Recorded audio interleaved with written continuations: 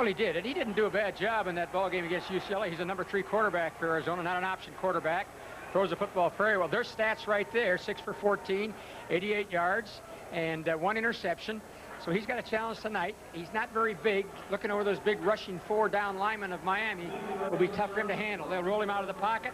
We'll see some one-back sets and some I formation from Arizona, much like Miami as far as offensive sets.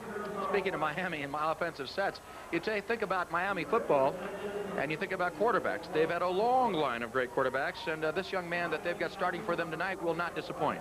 Well, he fits the mold. He's 6'3" and about 211 or 212, follows in that same big, strong quarterback. He's running that scheme that Dennis Erickson ran at Washington State that gave everybody in the Pac-10 all kinds of trouble, and he was running it with less skilled players. Now at Miami, he's got great players running that same scheme, and so the challenge is that much more difficult for Arizona to handle that one setback and that great passing machine led by Torretta. Lots of tools for Miami. They're all here tonight. We'll see it all unfold in just a moment. We'll have the kickoff right after these messages.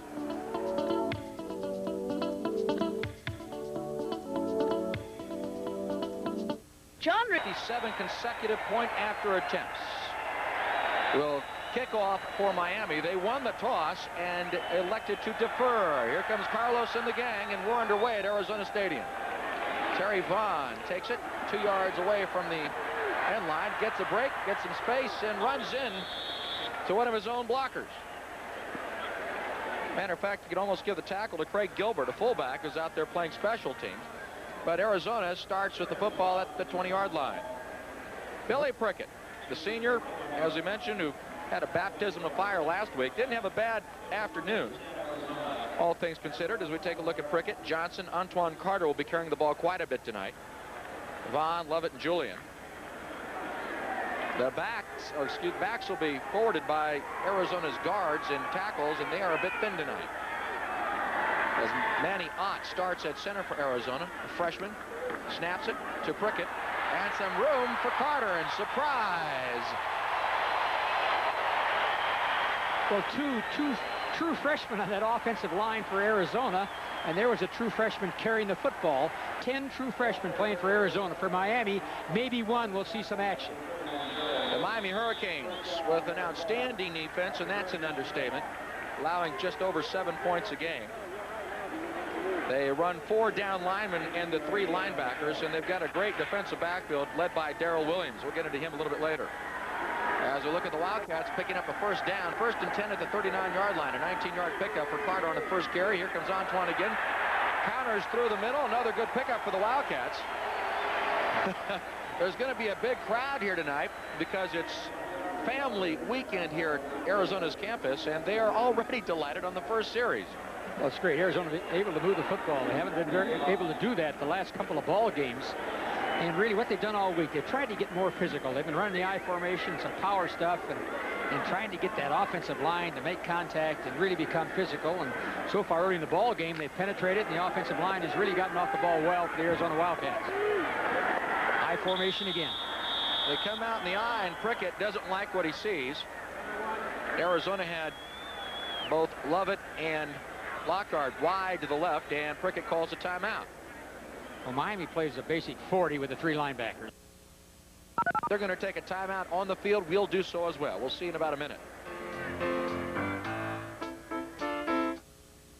90 seconds into the game, Billy Prickett forced to use a timeout. So far, Arizona moving forward on 2 fine running plays by Antoine Carter. 2 rushes for 23 yards already. Prickett came up the line of scrimmage on the last play. Miami plays that 4-down lineman, and they moved the middle linebacker in there and showed them a 5. And I suppose Arizona's been spending time against that 40 defense and those 3 strong linebackers that Miami has. You know, another interesting facet about Prickett's ascendancy to the throne here is that Billy was the quarterback who relayed plays into Mala'ulu and Levy earlier this season. So the guy who was basically the third base coach is in the ballgame now. He's a good, tough kid. His dad's a football coach at Rincon High School here in the city. So he's grown up with football all his life, has a pretty good understanding. Here we see Arizona single back, much like the Miami Hurricanes run. Prickett gives it to Vaughn. Vaughn squirts ahead, through and up about 2 yards. Darren Smith, a 6'1", 228-pound junior, from Miami makes the stop.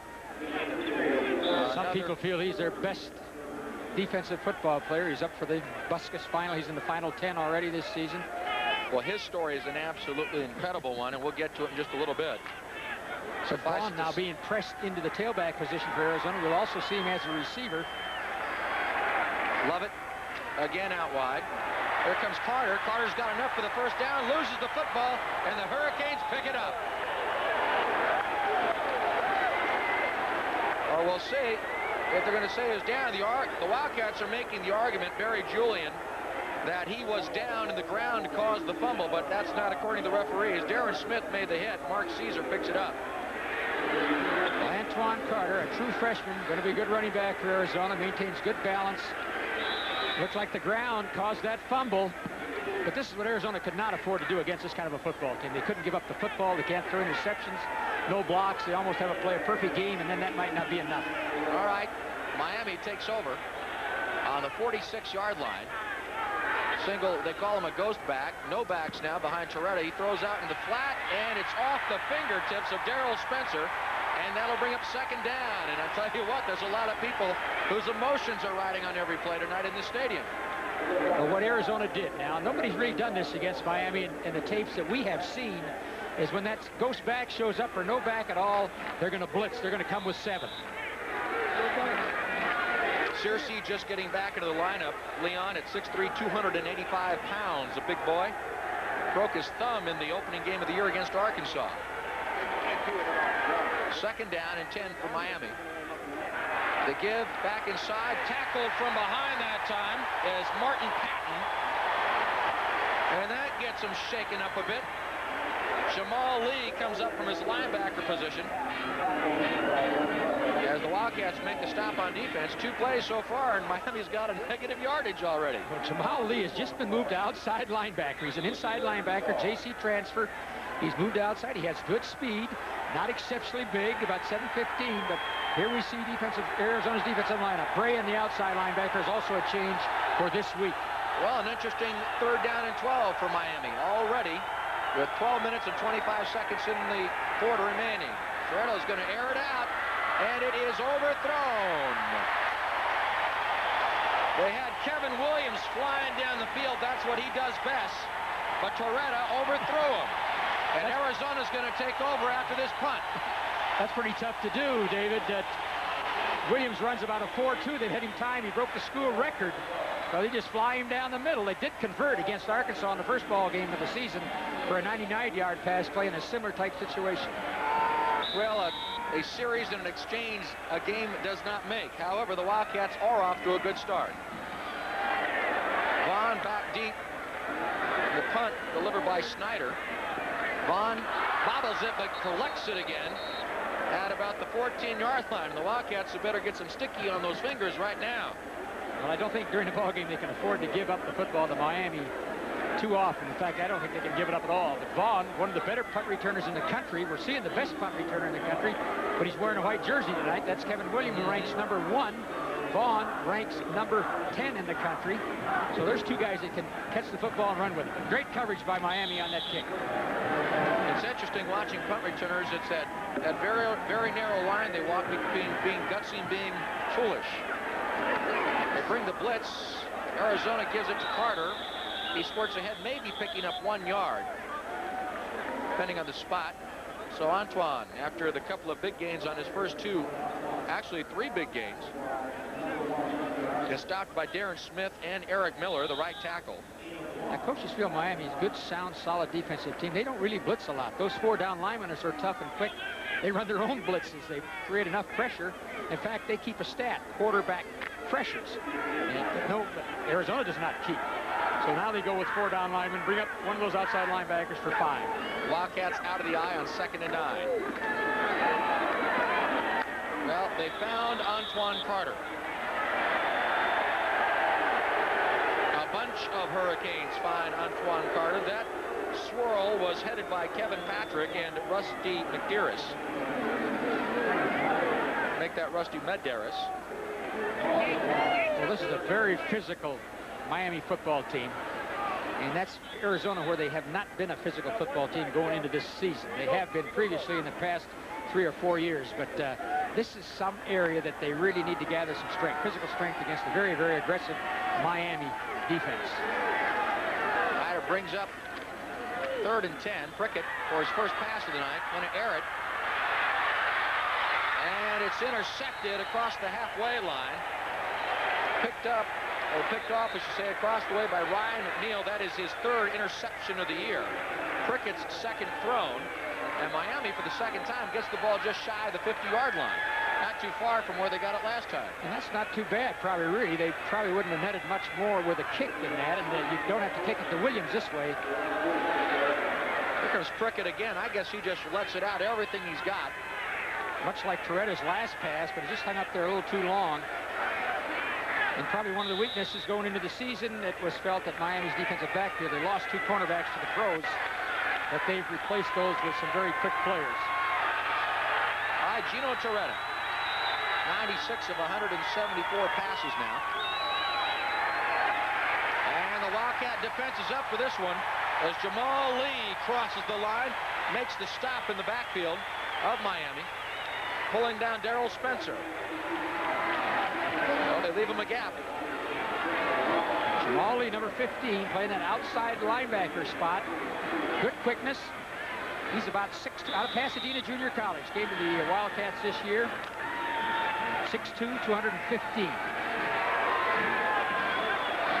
right, 2nd and 13. 2nd consecutive series where the Hurricanes have been backed up by Arizona. Torretta goes deep again, trying to pick on the Wildcat defense. He did just about the same thing Prickett did. These teams are consistent so far. Kevin Williams, the speed burner, was the intended receiver again. Well, they like to run those vertical routes because when you look at their receivers, and that's probably the great strength of this football team, and most coaches agree, they're 4-2, 4-3-5, 4-4. There's nobody under 4-5. Well, I mean, over 4-5 in that receiver corps. All right, I'll give you an example. Leon Searcy is 6'3", 285 pounds. He's a tackle. He runs the 40 in 4.98. Big 3rd down and 13 early on in the game. 9:56 remaining in the 1st quarter. Torretta throws up to his tight end, Joe Moore, and Moore is stopped immediately by Heath Bray.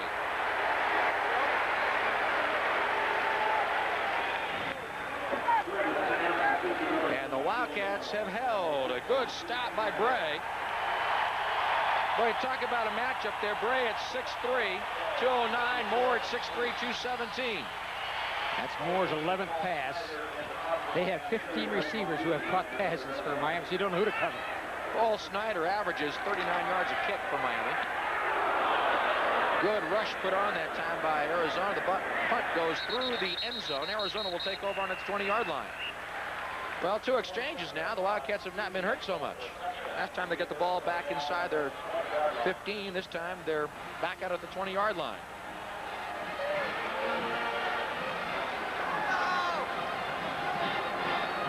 Well, this is Snyder.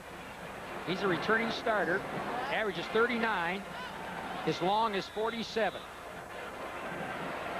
Kevin Johnson had a nice discussion with him. 47 yards on that particular punt.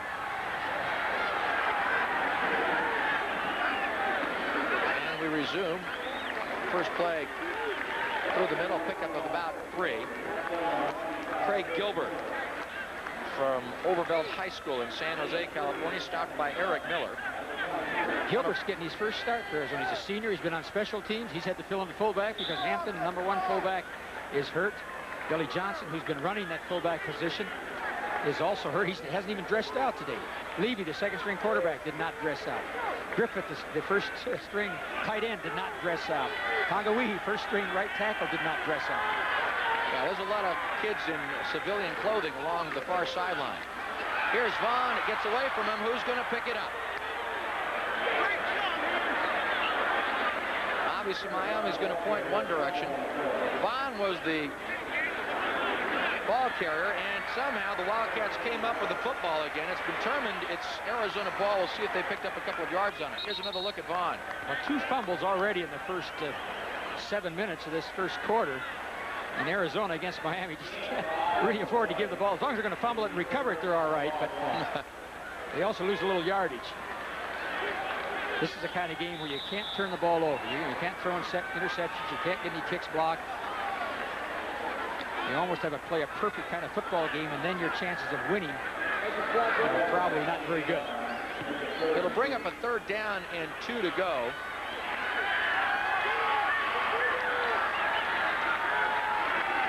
Prickett gives on 3rd and 2 to Carter. Carter squirts ahead. It depends on the mark. Off tackle to the left side, running behind John Fina. And Ryan McNeil came up to makes the stop.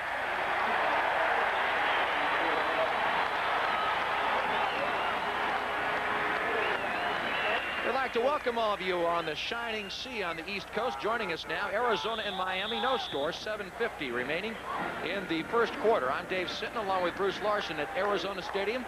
We'll catch you up on what's gone on so far. Miami has so far recovered an Arizona fumble and intercepted an Arizona pass and has yet to score. Something unusual for those of you who live on the East Coast. Okay, Arizona with a 1st down now on their 3rd possession. Pass is laid out and knocked down by a host of Hurricanes. Rusty Medeiros at 6'3" and 248, knocking down Prickett's pass. Well, this guy's one of the best in the country, and that's the difficulty with Arizona running this kind of an offense with a quarterback who's maybe 6 feet or 6'1", throwing that ball over those big 6'3" and 4" linemen.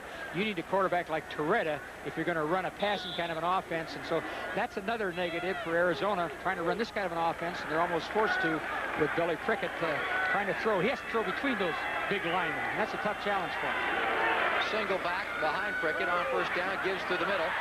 Good blocks opened up for Craig Gilbert, and Gilbert picks up maybe 8 yards on the play before he's hit by Hurley Brown. And that's almost a new offensive line. There's Nick Finney-Ganofa with a good block. Paul Stamey there, number 79, is a true freshman. So Arizona's offensive line, and especially Pat Hill, who's the offensive coordinator as well as the line coach, has to be pleased with these first 8 minutes of this first quarter. Arizona is moving the football on the ground, something they have not been able to do in their previous 2 ball games. Out of the eye bone, they give it to Gilbert again, and he is met and spanked and slapped to the ground by Kevin Patrick.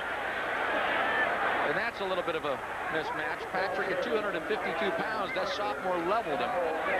Well, that's a tough challenge. Arizona has not been an offense that's been able to run the football for 6 or 7 minutes down the field in a sustained drive. And against this kind of a defense, I don't think anybody in the country has been able to do that. So they have to strike quickly somehow, and that's kind of dangerous too, trying to throw that football against the very, very good secondary. All right, the Hurricanes have called a timeout. We will too. We'll be back to Arizona Stadium following these important messages.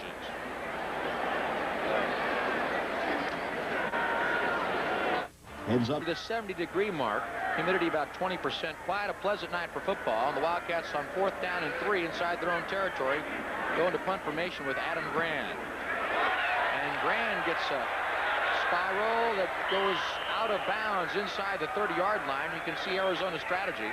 Why in the world would they ever want to kick it to Kevin Williams? So Grand kicks it out of bounds. Well, the #1 punt returner in the country, and you're watching or following TV, and the Miami Hurricanes, you saw him run one back 90 yards against Penn State a couple of weeks ago. He also has one against Long Beach last week, 63 yards, and then he ran one that he thought he'd scored, I guess, and he was tackled on the 1-yard line. So he's very, very dangerous. That'll give you an idea just how dominating the Hurricanes have been this season. On 1st down, they give the ball inside. The biggest gain on the ground so far as a penalty flag comes out of the backfield. The ball carrier for the Hurricanes at that time was Darrell Spencer. No, it wasn't. It was Martin Patton. Thank you for picking that up, guys. And the penalty, as this crowd indicates, is against the Hurricanes. Well, the one injury that Miami does have is that Darrell Spencer, their best running back, is out. He's hurt. He runs at 4.4. He's a strong physical player. He's been that one back in that one set. But Patton is quicker than he is, and Patton's a better receiver. Offense, still 1st down. It's our referee for tonight's game, Gordon Reese. That's the first time we've seen him in action tonight with a penalty flag, with just over 6 minutes remaining in the first quarter. So now the Hurricanes, as they have on all of their possessions thus far, find themselves with more than 10 to go for a first down. 1st and 18. Now the ball spotted on the 20-yard line. They stay with a run back. Tight end usually to the left or to the right. In this case, he's on the right. Single back. The throw is Torretta. Patton out of the backfield was the intended receiver. And that'll bring up a 2nd down and 18 for the Hurricanes. Just to show you, they throw to everybody. Patton is their number 2 receiver. He's caught 15 passes, 1 for a touchdown, long 42. They like to throw those short screens to him. Very good receiver. He's averaging 3.4 yards on the ground. He's a pretty nifty little total offensive man for the Hurricanes, who come up now once again 2nd down and 18. 5:50 remain in the 1st quarter. Single back behind Torretta. Rifles one through the middle, and he gets Horace Copeland, his 1st reception of the night, his 16th reception of the year. Darrell Morrison came up to make the stop. Copeland, 6'3", 200 pounds. They think he's their best receiver. That's saying a lot because it's hard to choose from those 4 or 5 receivers they have.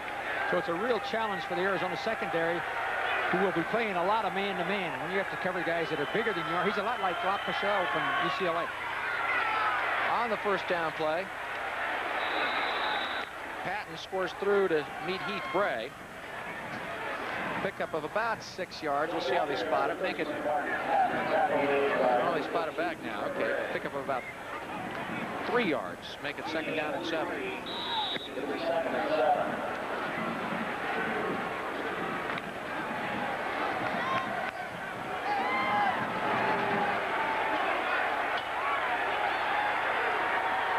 Torretta with a single back. Patton staying home to block. Throws outside, trying to pick up Chris Jones that time. Jones slips down. People in Miami are seeing this turf, I think, for the first time.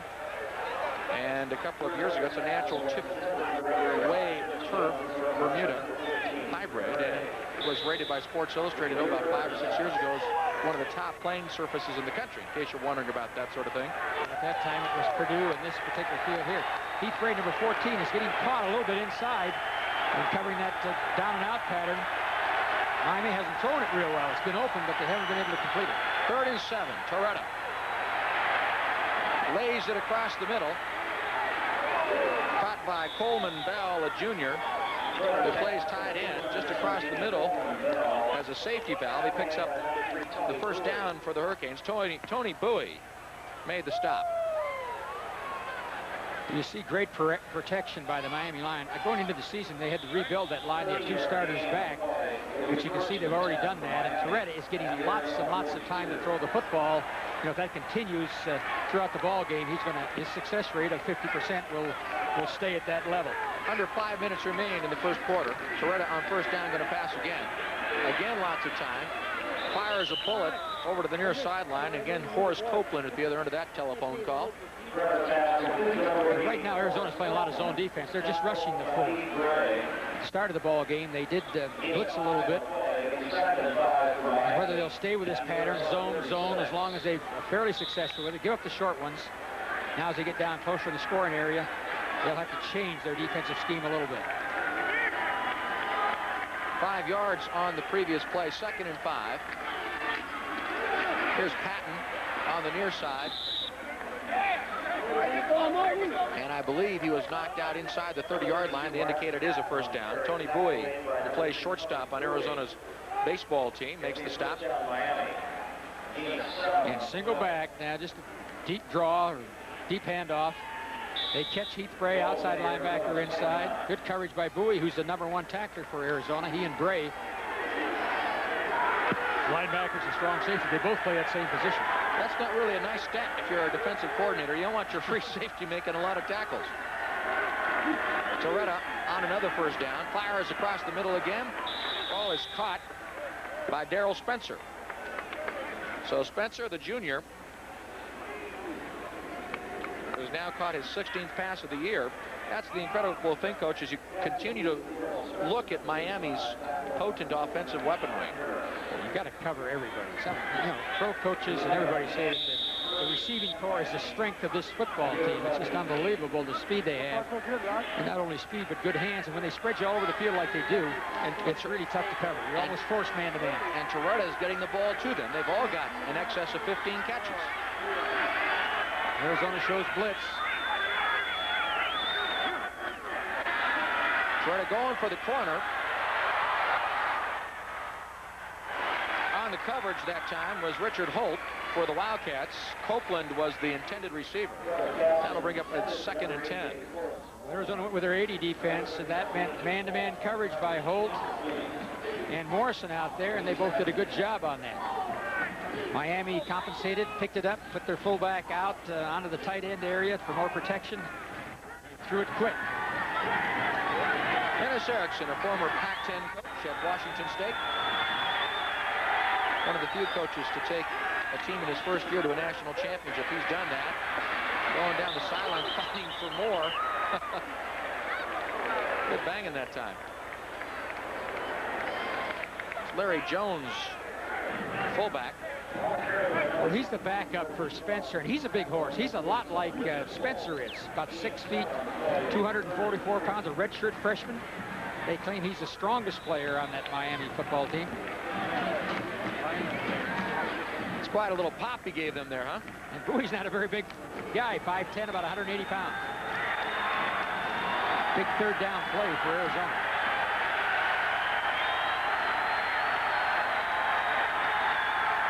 And the 50,000 plus here tonight, getting into it a little bit.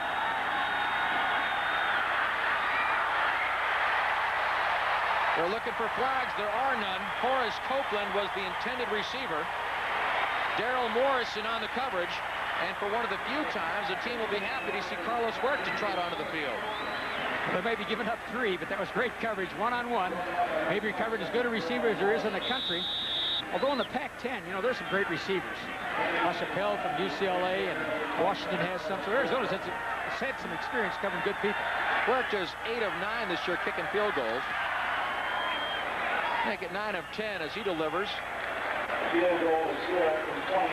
that one, a 28-yard field goal to Carlos credit. We'll tell you a lot more about him a little bit later, but the Hurricanes go up top. Miami 3, Arizona nothing.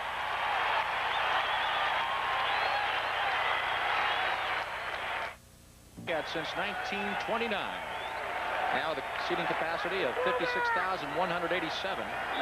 They once threw 58,000 in here. That was for Arizona State back in 1982. Kickoff, that's uncharacteristic. Huerta punches the ball directly out of bounds. So they'll tee it up and try it again, and perhaps the Wildcats will take it out of bounds with the new rule. I think they would at the 35. This stadium, by the way, at first seated 7,000. It looked like a high school field back then. You can see the photographs, but they added that extension you see over there back in 1976. That added 17,000 fans, or seats, I should say. By the kicking team, offensive team takes the ball at the 35-yard line, 1st and 10. And the Wildcats have elected to take the ball at the 35. And as we mentioned, Sports Illustrated says it has one of the finest playing surfaces in the country. And it's right smack on campus. Just on the south end of the university campus here in Tucson. All right, 3:33 remain. Wildcats with the first down now. Hand the ball off. Arizona with impressive running tonight. Craig Gilbert surges ahead. It's interesting, as you poured through the statistical data about the Miami defense, you wondered if Arizona might get 3 yards tonight. And already they've been able to establish a reasonable running game. Well, what fans are going to do, they're going to compare this game with the Washington game. Arizona's the only team that plays both of these teams. And against Washington, half the plays that Arizona ran were for minus yardage. They're much better so far in this ball game. Here you saw the Miami scoring drive, 13 plays, 61 yards, using just 2 minutes and 47 seconds, and that's part of the Miami story this season. Carter, who had some big gains on the first possession for Arizona, is stuffed on the left side of the line. Antoine, just a freshman, 5'9", 171-pounder from Pacoima, California. And he's given a good whack by Jesse Armstead. Sideline warning. You can see what On happens the when defense. Miami puts those two linebackers in there and rushes them along with those 4 down linemen. It's just almost impossible for Arizona to run the football, and Billy Prickett really is going to have to change that play at the line of scrimmage and throw some dump passes to take away that good pressure. The Hurricanes have been issued a sideline warning by referee Gordon Reese. They've had too many youngsters up on the wide area there. So a slight delay. I think they all want to jump in and get in the ball game. What do you think? You know, they keep creeping out. You can't stand on the white stuff, guys. The Big white third zone. down for Arizona now. They've only no passes completed so far. 1 interception. And they're coming with 5. Well, the give is inside, not for much, probably a yard shy as far as the first down goes. Once again, Jesse Armstead makes the stop. He gets some help from Mark Caesar. Anthony Hamlet. That's right, you heard correctly. Caesar and Hamlet play in the defense for Miami. And in case you're wondering, you're already ahead of us. Yes, they do have a guy named Shakespeare. Looks like Arizona's going to go for it. 1 yard against this tough Miami defense. Or maybe a quick kick here. Got Terry Vaughn deep. We'll see what they do. It is. It's going to be the quick kick to Vaughn. Now Vaughn fakes and falls down. So the Wildcats were going to perhaps throw a fake quick kick at Miami. And it doesn't work. And an inopportune moment for that to occur for Arizona, as Miami will take over with excellent field position. Well, that's like a fumble or turnover, really. Too much pressure. Can't handle those 4 down linemen of Miami. They're just exceptional with great quickness. And Arizona, with their offensive line really banged up and with a lot of inexperienced people. A couple true freshmen playing in there. Probably too much to ask to contain that kind of a defense. With the 4 starters who are announced missing tonight, Arizona has lost 17 of their starters from the start of the season. Minute 45 remaining. Under a lot of pressure. That time was Torretta, to say the least. Darrell Spencer was the intended receiver. Well, what's happened now, Arizona, every time that Miami runs that ghost back or runs that one setback in motion, they're putting everybody up on the line of scrimmage, going automatic man-to-man coverage, and blitzing 8 people. 2nd and 10 for the Hurricanes. Great field position after taking over on downs from Arizona. A give to the middle. The ball carrier is Patton. Mark surges ahead for a pickup of about 2, maybe 3. That'll bring up a 3rd down situation for the Hurricanes. But 3rd and 7 for Miami, you know, is like 3rd and 2 for Arizona, with all the horses they got and all the things they can do. Well, if you like trends, Arizona is about 1 minute and 13 seconds away from proving that they can play with Miami, at least for a little while. And that's going to hurt. 3 down. Somehow he kept in bounds. Well, we'll see how they do this. That was Lamar Thomas who caught the football and danced down the sideline. And the referees meet. I was going to make the point, Coach, that this year Miami in the first quarter has been outscoring its opponents 48-3. And with under 1 minute left in the first quarter, Arizona might hold Miami to 3 points. And most of their games have been over, I suppose, except for the Penn State game. That's really been the case. Very explosive, and you just saw a guy Illegal catch motion. the football. Offense. Offside. Defense. Henry's offset. Replay the down. Still be 3rd down. Well, we saw Arizona jump offside, but quite frankly did not notice the illegal motion. However, they picked it up, and that's all that counts. And Arizona dodges a bullet. They did. Miami threw the ball to their slowest player. That's Lamar Thomas. He only runs the 40 in 4.5. Oh, take him out. He has a vertical jump of 40 inches. He's in the 6'9" high jumper. And most of the receivers have those same kind of skills. Trips to the far side. Man in motion this time is Patton. Back through the middle, and getting hit in a big way is Kevin Williams, and the Wildcats will bring Carlos Huerta onto the field again. Go figure. Tony Bowie and Mike Scurlock make the hit. You talk about an improbable start to a game. This has got to be it, as Huerta's on for his second field goal attempt. Again, a blitz by Arizona. It makes him hurry the pass, and he has to throw short. And with long yardage for third down, a good chance. Huerta, as usual, on the money. And one of the finest college kickers you're ever going to find. Pumps it through, and Miami takes a 6-0 lead as we end the first quarter. And as I mentioned, that's many points fewer than Miami's accustomed to scoring in the first 15 minutes. All right, we've played one. We've got 3 to go. Don't go away. I'm a single parent. Couldn't. Kinds of conversations going on the Miami sideline right now. They wonder how they could come to Arizona Stadium and score but 6 points. Here's Huerta again. His teammates call him the Iceman after he won the kicking position. Ices it right through after just a little bit. Here he is again. We return right now, and he bolts the kickoff to begin the second quarter all the way out of the end zone. So the Wildcats will take over 1st and 10 at their own 20-yard line. Finish up the thought about Huerta. Huerta is from Columbus, Ohio. And in his freshman season, as we take a look at Ibis, we'll back to him a little bit. Thank you. It's nice to be inside there. But Huerta, in his freshman season, kicked a field goal to beat Michigan. And, of course, that makes everybody in Columbus, Ohio feel real good. So even though he was playing for a Florida school, he was still big news back home. All right, Arizona with a 1st and 10 at their own 20-yard line. Brand new quarter, 15 minutes on the clock. Prickett, in his second start ever as a Wildcat quarterback, gives to Carter. Carter sweeping outside, picking up maybe 4 yards before he's hit by Darren Smith.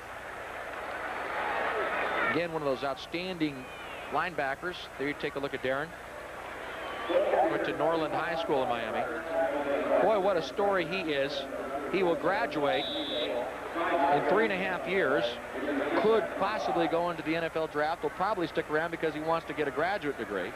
And that after tragically losing his father when he was very young, and a very unfortunate, to say the least, situation early on in his life. Carter ahead. Good for a few yards before Rusty Medeiros, Jesse Armstead combined to make the tackle. Well, Miami really blitzing Arizona, even though they are concerned about the pass, and that really disrupts the running lanes. I think before long, Arizona needs to put the football in the air. They're 0 for 2, 1 interception to loosen up that good, tough defense. You talked about Smith. You know, they got a lot of juniors. They got 12 juniors. Some coaches say the best thing about this Miami team is the 12 juniors they got. And they could lose a lot of those guys into the draft next year. It's possible.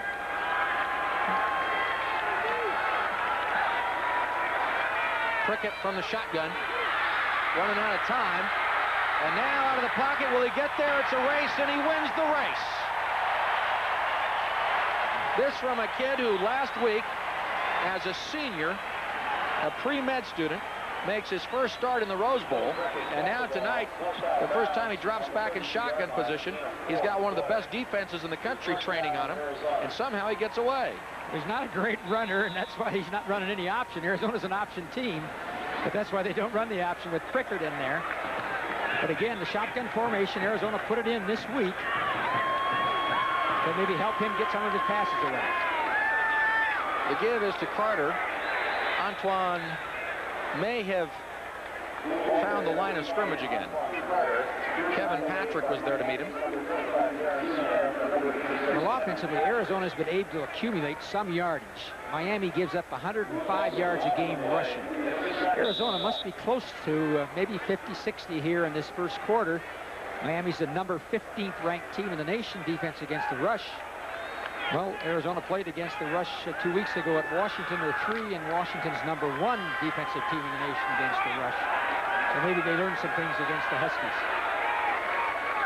Prickett out of the shotgun, across the middle, and it's dropped by Julian. Yeah, you don't want to get up after that happens. Barry Julian, a junior from Tempe, Dropped a strike delivered by Prickett. A well-thrown pass, right in the hands. Julian getting his first start because Griffith is injured. Gives him a little more time to set up and recognize his receivers. Wide open. Maybe a little concerned about that hit coming up from behind him. Can't hear those footsteps, though. Arizona's got a freshman making that snap. That's Maniac. He was a freshman in high school. He's a true freshman. A lot of Arizona freshmen seen action this year. Prickett shuttles the ball to the middle to Terry Vaughn, and Vaughn's got a little bit of room.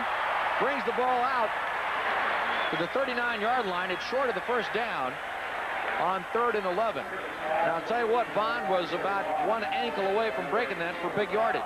Well, he was. Now, Arizona again put in this play during the week. Out of the shotgun. Very well timed. Great tackle here by number 8. Gain, touchdown saving tackle, one-on-one. And Vaughn's a very, very good runner. Curly Brown is that number 8, a senior, who made the play. Here's Adam Grand in. The punt for the Wildcats. And they're not going to let Williams have it again. He's going to kick it out of bounds on a bounce and well placed just outside the 20-yard line. So the Hurricanes will take over again. Good punt by Grand. They keep it out of Williams' hands. We'll bring it back here in just a moment. 39-yard punt on the play.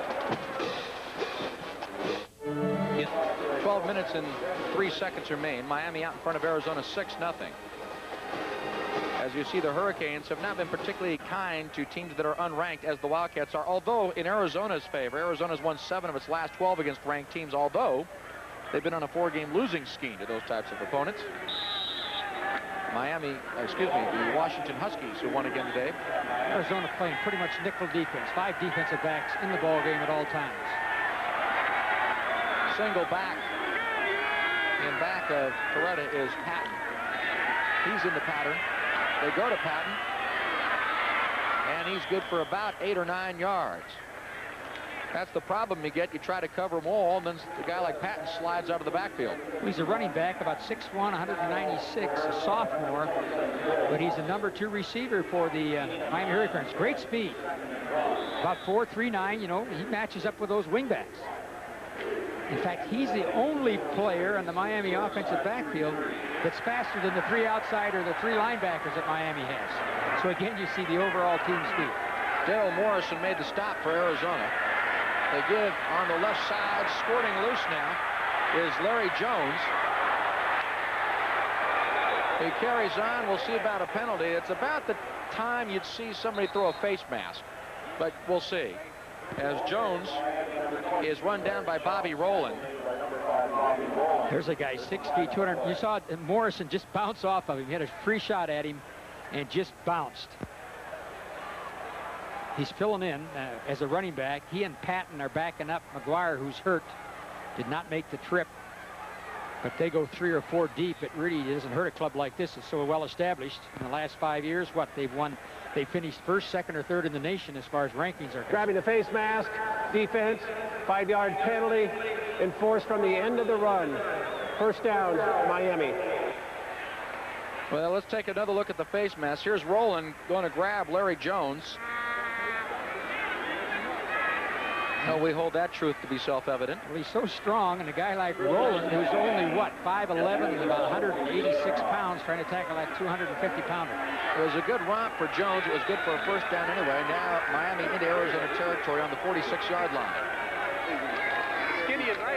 Jones again. This time they read him. Well, that's a little better matchup. Sean Harris is 49. He's just back in the Arizona lineup. They moved him from outside linebacker to inside to give them a little more muscle in that middle linebacking spot, and he comes through and makes a great tackle. We got a chance to see Rudy Barber and Leon Searcy come over and pull on this play. A little bit too tight to see them, but they were there. Harris was too. Great tackle. Redshirt freshman out of Tucson High School. Got hurt at the Ohio State game and hasn't played since then. Here's his first ball game. 2nd and 10 with Patton in the backfield. Coretta under a great deal of pressure throws it deep and wide and complete, and let's see, 4-6. There you go. And Lamar Thomas does not endear himself to anybody in the stadium unless they're wearing green and orange right now. Boy, that was a super throw. Torretta got hit, had to get it away quick, was moving backwards, and still got enough on that throw to get it 40 yards, and there was good coverage. Look at the pressure here. He's going backwards, throwing the ball with something on it. Talk about a big body and a strong arm.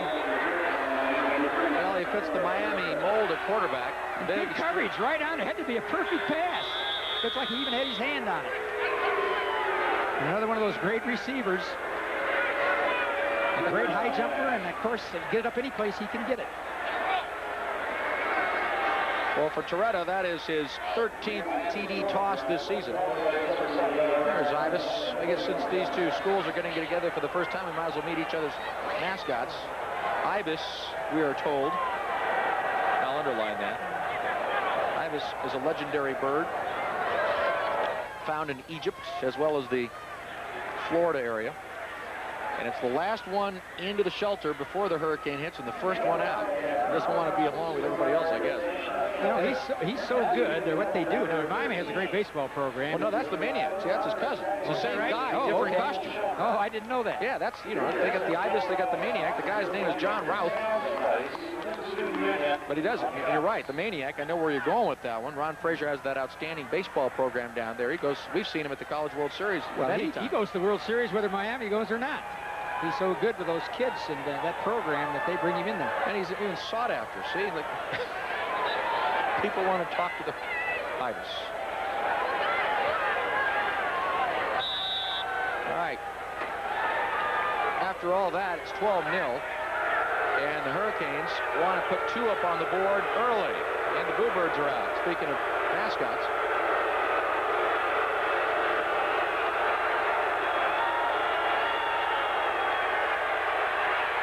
Toretto may get in himself. It's a race, and he will not get in there. Richard Holt came up from his cornerback position to run him down.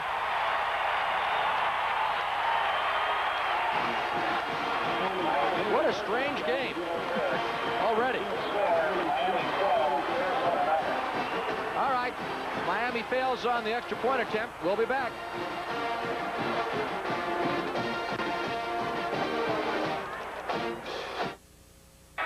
The kick to Vaughn, playing for Levy. Deep, spins out maybe across the 20 to the 21-yard line. We'll see if they mark it. It looks like they're going to mark it down at the 21-yard line. So the Wildcats missing Chuck Levy amongst others tonight. So many Wildcats missing. Well, Vaughn's a great returner, but Levy, of course, ranks number 4 in the nation in returning. That's been one of the strengths of Arizona football team, has been their kicking game. Both the return teams on punts and kickoffs, and also the punting team and the kickoff team.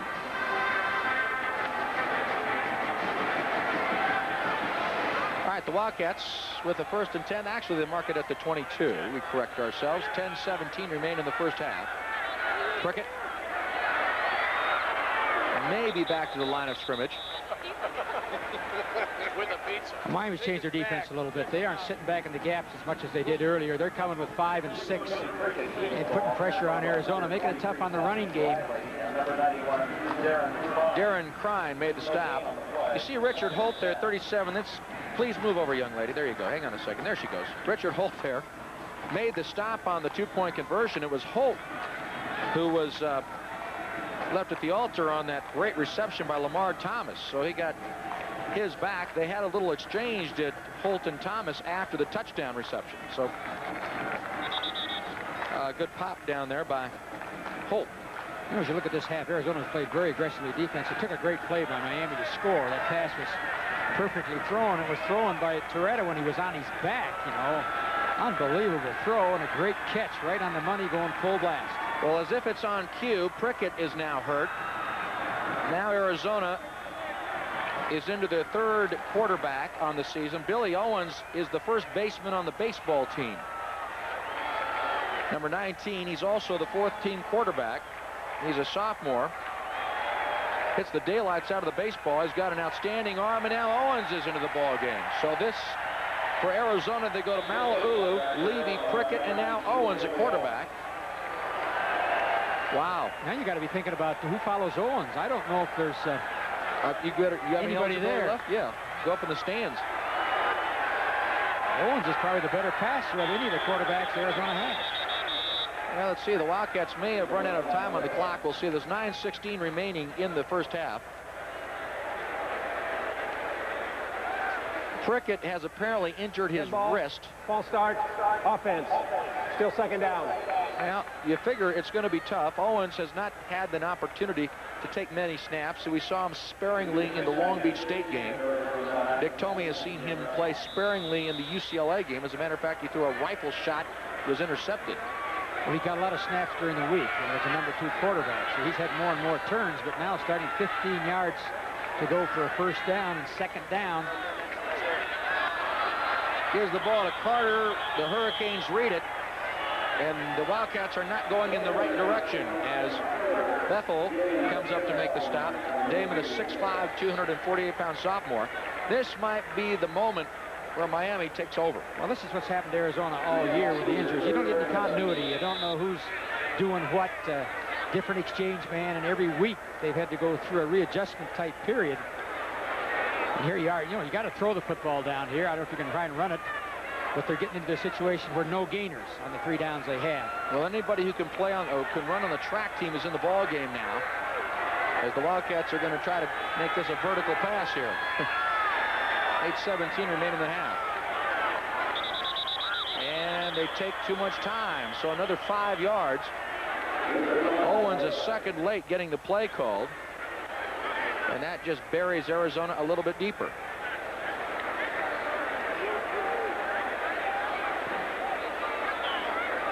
It's 2 in a row. They just got to give him a little bit more help right now. They should know what play they got going right now without a huddle. They've not yet started the play clock. Dick Tomey has been having his constitution challenged all year. Matter of fact, from the start of training camp, people have been falling by the wayside left and right. Okay, try it again. 8 minutes remaining in the half. Owens sends it into the bench. Lockhart, with outstanding speed, the intended receiver. And Miami is going to get some great field position. Adam Grand will come on to punt. And Arizona's punting game so far has been a pretty basic strategy for Grand, is to kick it out of bounds and keep it out of the hands of him, Kevin Williams. Well, that's cost him some yardage, but even on the last punt, 39, that's his average at 38. Net-wise, he's averaging 35.4 for Arizona, 5th in the nation, or 45th in the nation, 5th in the conference. Williams is a punt returner. We talked about as a kickoff returner. He's already returned 2 for touchdowns this year, including a 91-yarder. Again, Arizona looks like maybe short on personnel. Tonight he lit up the University of Houston. You might recall that game. All right, Grand stands in his own end zone. Already a bad start to this play. Meanwhile, Williams is inside the 50. This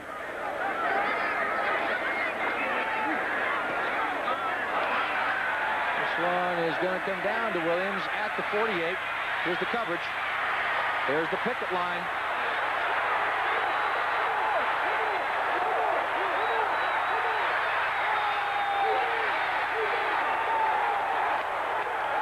What do you do? Unbelievable. He's the guy that ran 90 yards against Penn State, 63 against Long Beach State. In fact, he ran 2 against Long Beach State, but stepped out of bounds on the 1-yard line. Now he comes back the next week and runs another one. The #1 punt returner in the country. So Williams returns his 3rd punt for a touchdown. Meanwhile, Barry Julian, the Arizona Wildcat tight end, lays at the 50-yard line. Julian was the #2 tight end going into the season. It looks like it might be his knee. We've got a dead ball foul against the Wildcats. That'll probably come after the kickoff. That's a 15-yarder, probably personal foul, looks like. Well, it lasted for a quarter. Julian, meanwhile, is being escorted off the field. I tell you what, those are the most 2 overworked people in the United States as far as football goes. Sue Hillman and Bruce Tolliver. 17 starters so far, and a host of others. And sometimes there just aren't enough guys out there to practice.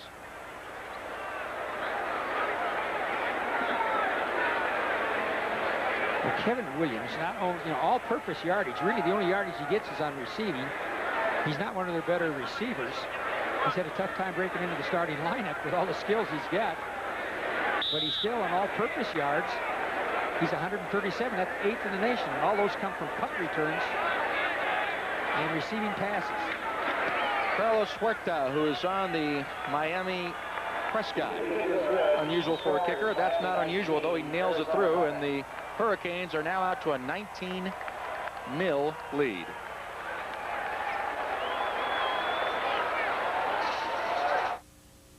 When searing. Exactly why Adam Grand was instructed to not kick the ball to Kevin Williams. The first time he puts his mitts on it on a punt.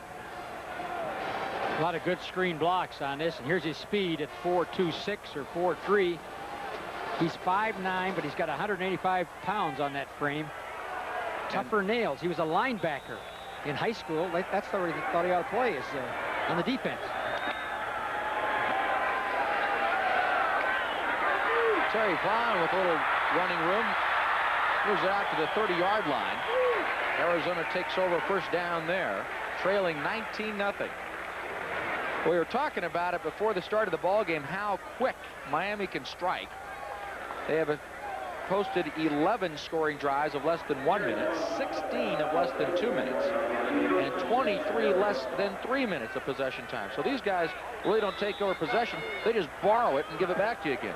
You know, it's an interesting thing, too. I think, but Miami's averaging about 25 minutes of possession in each game as Billy Owens starts the series for the Wildcats by handing inside. Not much yardage there. Well, that's right. You look at possession time, you say, hey, Miami's having trouble. They can't hang on to the football or keep it. Arizona needs possession time. Arizona's last in the Pac-10 as far as possession time. But in Miami's case, they strike so quick, it doesn't matter how much the opposition has the ball. They're going to come right back at you. So for most football teams, that stat staring you in the face would be a concern for a coach. But for the Miami Hurricanes, it works the opposite way. So a lot of times statistics can lie to you. And they score a lot of points. 6:50 remain in the half. Now a timeout called by the Wildcats. Quarterback Arizona's just having a tough time getting plays in there, and I'm sure Billy Owens hasn't had any playing time, maybe 3 or 4 plays up until this game. He got in some at UCLA. He got in some against Long Beach State in that route. But right now, they've got to cut their package down again. I'm not sure offensively they got to figure out how much can Billy Owens handle. They've cut it down for Prickett. Now they have to cut it down again with Owens, who's not an option quarterback. He's probably the best passer of Arizona's 4 quarterbacks. But that restricts a little bit. What can they do with their offense? I'm sure some of the plays they don't, as they send them in, can he handle it or can't he? And that's a concern or a problem that the coaching staff has to deal with. We won't run down all the scores until a little bit later, but people in Florida will certainly be interested in this score. Florida State was favored by many points to beat Louisiana State tonight. They came back after LSU got off to a great start. Florida State 27, Louisiana State 16. So the Seminoles, who trailed by as many as 10 early on in the ball game, came back to win it.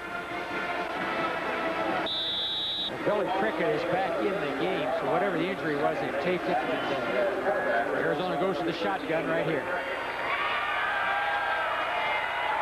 Prickett, and of course the snap is low for him. And the ball is nearly picked off, as close as it can be with that actually occurring.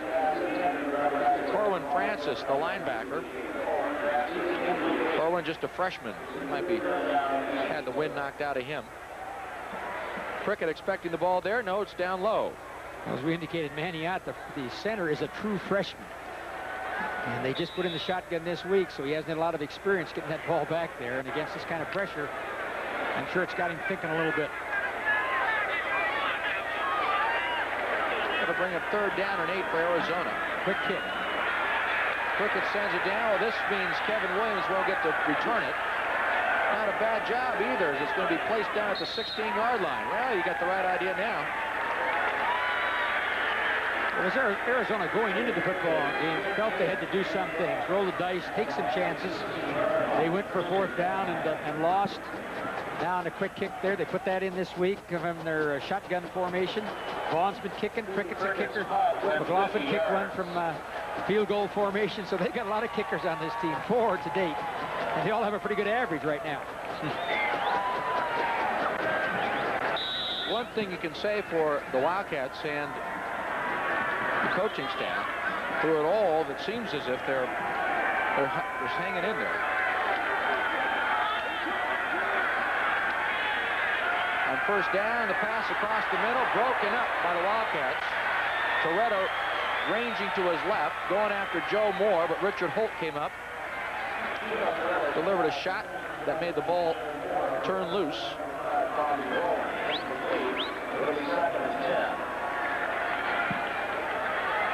Here's a big guy rolling. Very good fake here. Very good fake. Throwing against the grain, a tough throw. Almost a great catch by Moore, who has 11 catches so far this year, 1 in this ballgame. On 2nd and 10 from the 16-yard line. Plenty of time again, and deep. And a little bit too tall for Lamar Thomas. Thomas already has 1 touchdown reception tonight. Heath Bray down the field with him. What Arizona did this week in practice was get their fastest people, whether they were defensive players or what, and put them out on the wings, on the flankers, and just run them vertical and try to cover them. They had Keyshawn Johnson, who's a defensive back, Holt, a defensive back. So you saw all kinds of people in practice just running vertical routes, and Arizona linebackers and defensive backs trying to stay with them. But Arizona has pretty good team speed. You know, the team speed of Miami is one of the big pluses. But Arizona's not bad in that category. They have good team speed. On 3rd down, Toretto to pass again. Across the middle, let's see if the ball was received. It was. Good catch by Coleman Bell.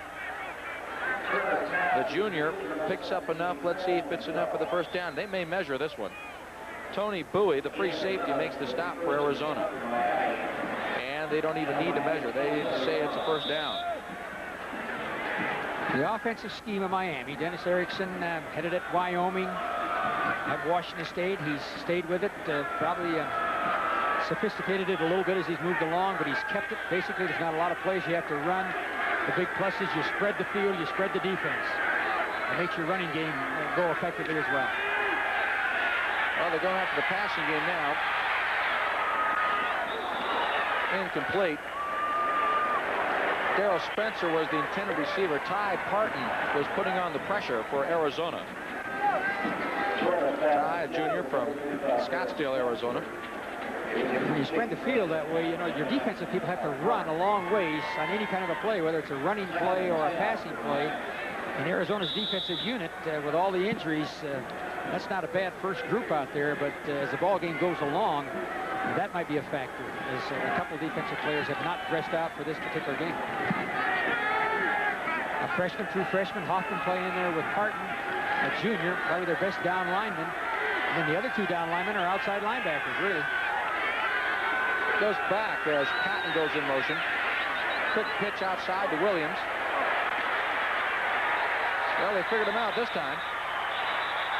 Well, finally he goes down.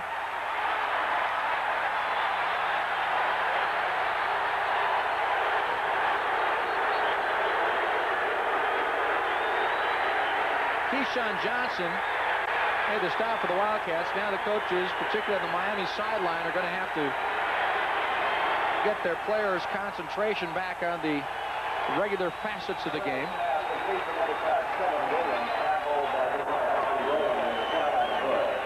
Looks like a personal foul has been called on this side of the field for the Miami players getting on the field. Personal foul on the offense.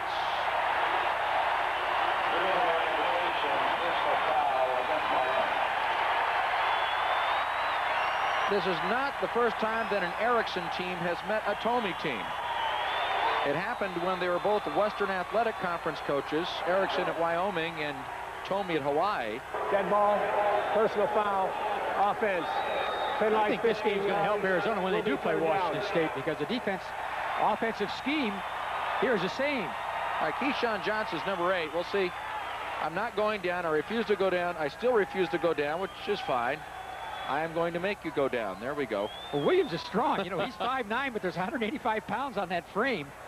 And as we indicated in high school, he was a defensive linebacker. Question, why in the world would you take your helmet off? That's one of the best things you got going out there for a football fight. We were saying Washington State runs the same scheme now, but the assistant coach, who was an assistant under Erickson. And to finish that point, obviously Erickson and Tomey locked horns several times in the Pac-10 as well. All right, 5:19 remain in the first half. 3rd and 21 for Miami after the penalty. So Arizona's got an idea what they can do out of this scheme, but still stopping it with the good athletes they have is another factor. That's one thing Miami does do. That is execute. Man-to-man coverage on the trips are coming out to Trento, and his pass is caught and dropped. Well, again, that tough single coverage by Holt had him turned around. Joe Moore, the tight end, was Torretta's intended receiver. Richard Holt was involved in the play. Had to throw it in a hurry. Nice lob. Just set it up there gently. Well, both tight ends now have dropped one. Terry Vaughn stands at the 35-yard line. The Wildcats block it. It might be 6.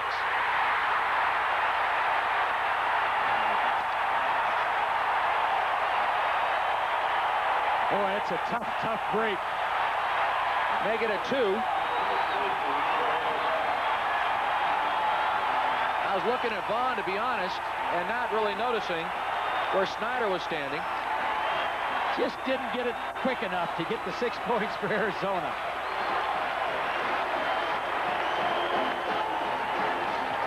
The ball goes out of bounds, so it's a safety. If somebody grabs it, it's 6 points. That's the difference. Typical of the Arizona season, however. But that's the first block for Arizona. Arizona's had a reputation the last 5 years. They've blocked an average of 4 kicks a year. And here's their first of this season. And that's been one of the reasons for the tough go they've had. They haven't been able to get those big plays either on defense or offense. Just couldn't grab it. Did not have control. Well, that's a good call. And the referee right on top of it as well. But 2 big aggressive plays have helped Arizona, and the intensity of the game, the level has increased. The great play by Keyshawn Johnson on that 3rd down pass play to stir up a little bit of action, and then they come right back and block the kick. That's the first kick that anybody's blocked against Miami this year. Miami has blocked 1 kick. Well, it's a tribute to Huerta.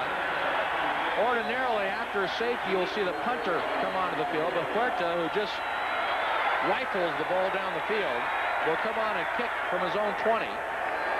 This is actually a free kick, although he will place kick it out. That is their option. That is their decision. Arizona with 5 minutes to go should get pretty good field position. So how far he kicks it. Look at this. Vaughn back to his 10-yard line. My goodness.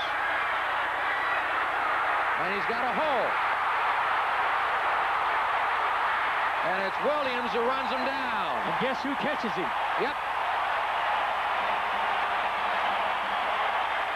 The fastest guy in the Miami team, Kevin Williams. He plays on the special teams, receiver. Tough player, and maybe anybody else but him, although they got a lot of speed, might not have caught Vaughn. Well, the Wildcats, with their injuries, have been a headache, but they certainly aren't a bore. A 36-yard kickoff return on the free kick. Prickett out of the shotgun on 1st down now. 4:52 remain in the half, and the shuttles it to Antoine Carter. Carter moves forward, maybe picking up 3 or 4. Here comes a penalty flag.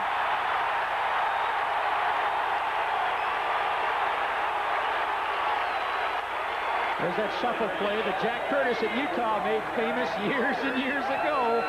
It's a forward pass, so if you do fumble it or drop it, it's just an incomplete pass. So it's a very, very safe maneuver.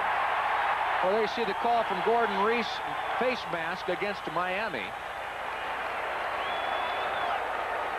The Wildcats were marked down with a 3-yard pickup, a 5-yard Grabbing penalty. the face mask. Defense. 5-yard penalty from the end of the run. Still first down. It'll bring up first down for Arizona. They get the play over. They pick up the 5 yards on the penalty at the end of the play. So it's actually first down and 2 for the Wildcats, which is important. It's an extra play. Good time to throw right now. They got some free downs here. High bone, and the Canes come offside. We'll see who drew who. This is another weird game. All year long, Arizona games have been the most unconventional. There's a flag on the play. I think on that last play, you saw the great speed of the defensive secondary of Miami. Antoine Carter can run. And even though he got across the line of scrimmage, looked like he was open. The outside linebacker and defensive back Indication offside against Miami. Offside. really converged in a hurry. Kevin Patrick, a sophomore, jumped at the top of your screen, the left end for Miami. And the Wildcats, with the aid of 2 consecutive Miami penalties, move ahead 13 yards on one play. And they have a first down and 10 now, inside the 40-yard line. Ball spotted at the 38. Prickett from the eye bone gives to Carter. He's out of room in a hurry, but he bounces away. And maybe back to the line of scrimmage. And the Hurricanes upset with themselves because they had him for a loss. Well, they did. You saw his quickness and his agility and his toughness in that particular run. Miami's number 95, Eric Miller. Arizona still running the football now, but Miami loading up on that line of scrimmage with that great quickness. Well, you've seen that's the first of a new series. Miami was penalized 3 out of 4 plays. 3:39 remaining in the half. Prickett. The follow-away intended for Vaughn. He didn't have any pressure. I don't think he really had to throw that quick. Maybe he felt somebody coming from that blind side. Or perhaps a very, very quick timing issue, but that's ordinarily not where you'd see that. But Miami had picked up the receivers in a hurry. 19-2. Even the score is unconventional. With 3:35. Our friends in Miami are watching Arizona play for the first time. They once won a game at Iowa. Was it 3-2 or 5-2? Well, it was in those kind of numbers. Yeah, it was a baseball score. Timeout. Arizona. Last timeout. Arizona has now exercised its option to call its last timeout, which they've done. So now it's 3:34 remaining in the half. Well, I'm sure they didn't want to use it, but they've had 2 quarterbacks already in this particular half, and to make sure now, the yardage is tough to come by. They're second and long right here. A chance with 3:34 to possibly get some more points on the board, but tough to sustain anything against that good Miami defense. Prickett seems to be all right. He's come back in the ball game. Indicated up here there was a wrist. We haven't seen him throw. He threw awful quick on that last play. I don't believe the hand signals that we had that were conveyed to us that it was not his throwing hand, it was his left hand that had been injured, his left wrist. That's the exchange hand. Now we see some tape on the right wrist. You used to be able to put your plays on that tape, but they don't do that anymore, so you know that must be the wrist that he hurt. You see on his left wrist, that's a plastic container that has all the plays, numbered plays in there. Has the numbers and also the play name. And so from the side, Arizona just puts in a number. And he goes and looks at that number on his wrist, and then he can tell what play it is, what formation, red ace, and they know where to go from there. Well, he's over the sideline talking to Mike Flores, who is working with him down there. Flores, a former UCLA quarterback. George Malauulu, who was the Wildcat starting quarterback when this season of tears began. Prickett has it batted, and he's going to knock it down again. So the Hurricanes were swirling. Left end Kevin Patrick batted it the first time. Prickett had to finally break up the possible interception. That'll bring up 4th and 10 for Arizona. It'll be 4th and 10 for Arizona. I think that illustrates the tough time that Prickett has. He's 6 feet maybe. Here's his big lineman coming in. It's tough to throw dump passes over the middle to the side screens. You know, you need a nice tall quarterback like Toretta, 6'3", 6'4", 6'5", Maddox. those kind of quarterbacks if you're going to run a passing offense this much. Patrick ran the stunt play, put the pressure on. Hamlet made the block. All right. 55-yard field goal attempt right now for Steve McLaughlin. And now Miami wants to call a timeout, so McLaughlin can think about it. So the Wildcats have used all of their timeouts. Now the Hurricanes have done as well, with 3:28 remaining in the first half. Well, McLaughlin has a good leg. Now his long of the year is 27. He's only kicked 2 field goals, so that's another thing as you look at Arizona. They have not had many scoring opportunities. They don't get the ball in the red zone very often during the year. And here you see 12 passes. Arizona rushed 61, 73 total yards. In Miami, 169 total yards, passing 134. But the rush, Arizona's done a good job against the Miami rush, and they felt they had to do that to give themselves any chance in the ball game. Maybe a trick play for Arizona. They've worked on some fake field goals, but with 3:28, I'm not sure. They might even quick kick from here. They did that once already this year. Just put Miami back in the hole and hope for some kind of a mistake. Well, with McLaughlin, a little touch of irony. McLaughlin's father played football at Montana State, and the quarterback on the team at Montana State when Mr. McLaughlin was there was a fellow by the name of Erickson. He was a good one, all conference for a couple of years. So he's got West connections. Did a lot of assistance work. There it comes. Quick kick. Little pooch, and it's going to roll down to the 5.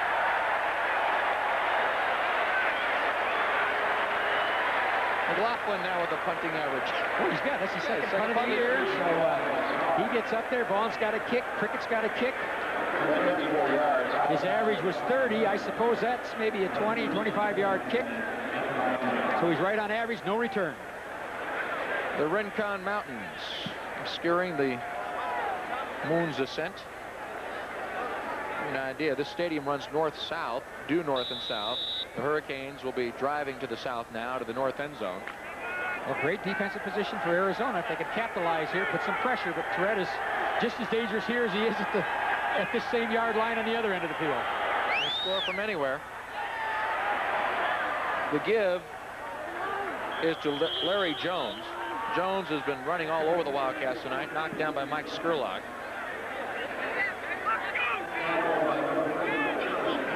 That's still the total yardage now. You know, tailbacks in the Miami offense are really split receivers or flankers, and they change. They run in 2 new tailbacks each play. They bring the play in. We have only seen the 1 back. We have not seen the 2-back set. Patton very quick, single back there now. Well, they try to go off the right side, not for much, if any at all. Jamal Lee was in on the stop.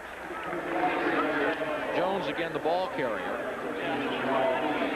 Fans out this area will remember Broussard, who was a great running back at Washington State when Erickson was there, and led the Pac-10 in rushing as a single back. Well, that's an effective offense, whether you got 2 or 1 backs back there. Big 3rd down play here for the Arizona Wildcats.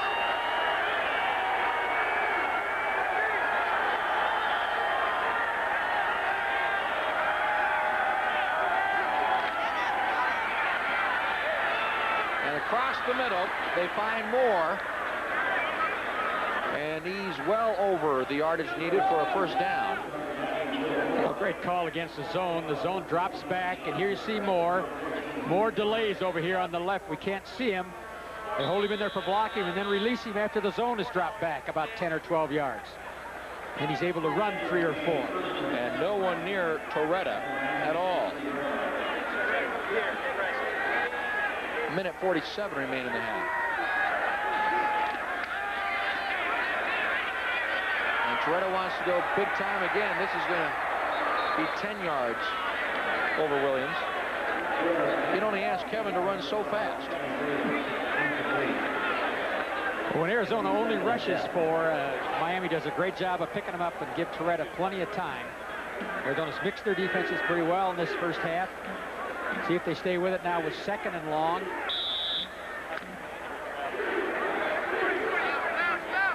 Second and 10 on the 23-yard line.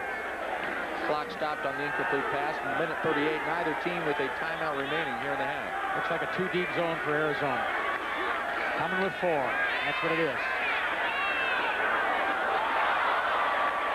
Torretta going after Lamar Thomas. It was off his hands. Jay Phillips realizing after he made the hit that perhaps he could have picked the ball off the deflection. He was just watching the receiver, and Torretta threw between the 2 zones in the seam, as they call, and really had a chance to complete it. The 2 deep were probably a little deep, but with a guy like Torretta, you probably can't get too deep, and that opens up the middle of that zone when you drop that much. All right, he'll try it again. 3rd down and 10. Same defense for Arizona, looks like. Was he in? And they say he was. An outstanding reception across the way by Copeland. Horace, a 6'3" junior, went just as far as he needed to get the first down by, what, a foot? Oh, look at that long stride. Long legs, great hands. Outstanding footwork as he picks up the first down for Miami. A lot of great receivers, but they feel strongly that this guy is a chance to be the best. He stayed high school, 7-foot high jumper. Got over 400 yards this season in catches, including tonight's. Oregon. A little too tall for Joe Moore. A penalty flag down on the field about the time when quarterbacks fall down and get hit somebody after the play. It looked like Jamil Lee couldn't hold up. That's a big completion. Really 15 yards right there.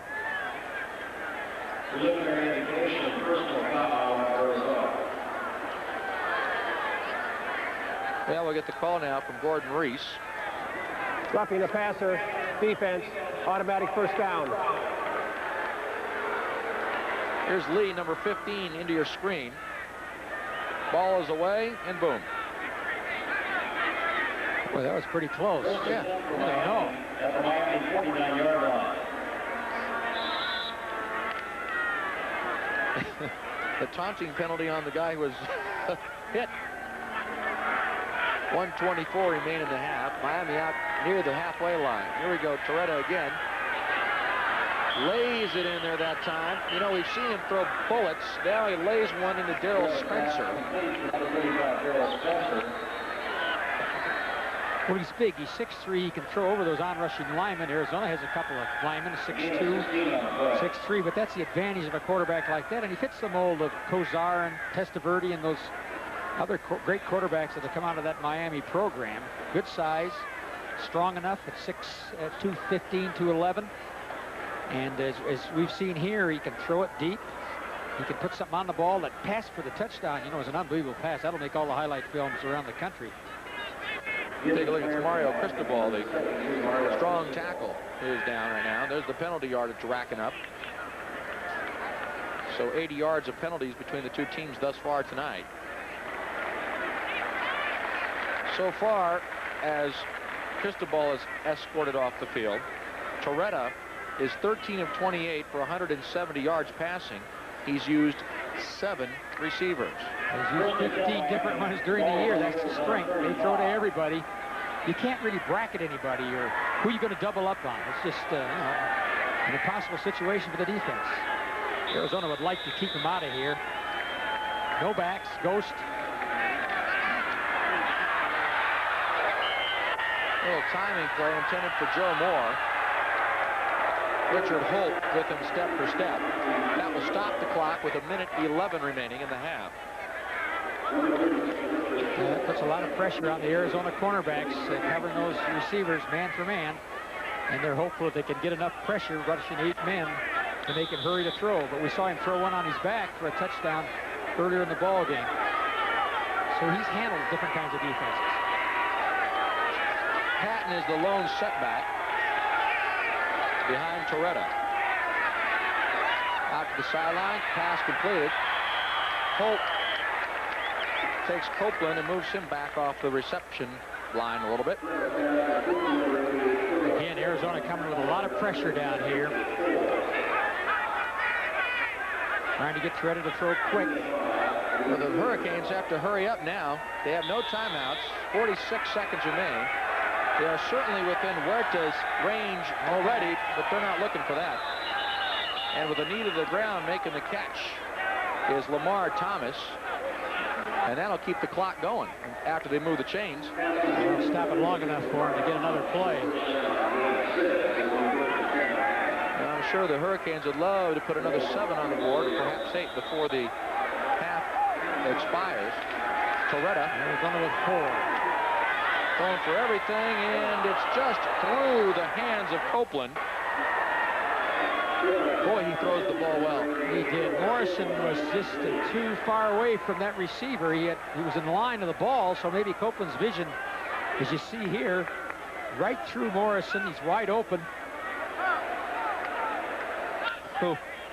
Hands on it. Those guys usually catch those kinds. We've seen that first touchdown catch.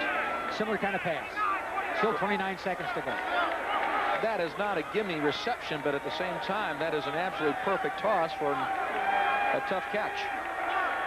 29 seconds remain.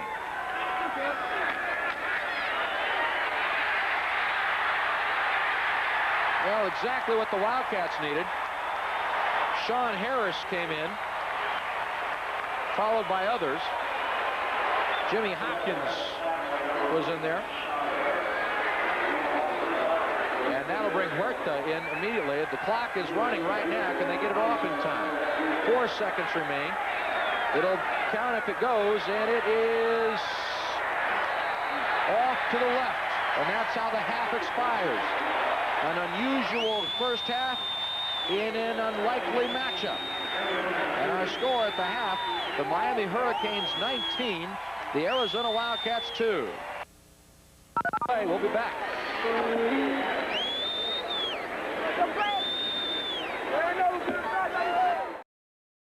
Illinois today 17-11.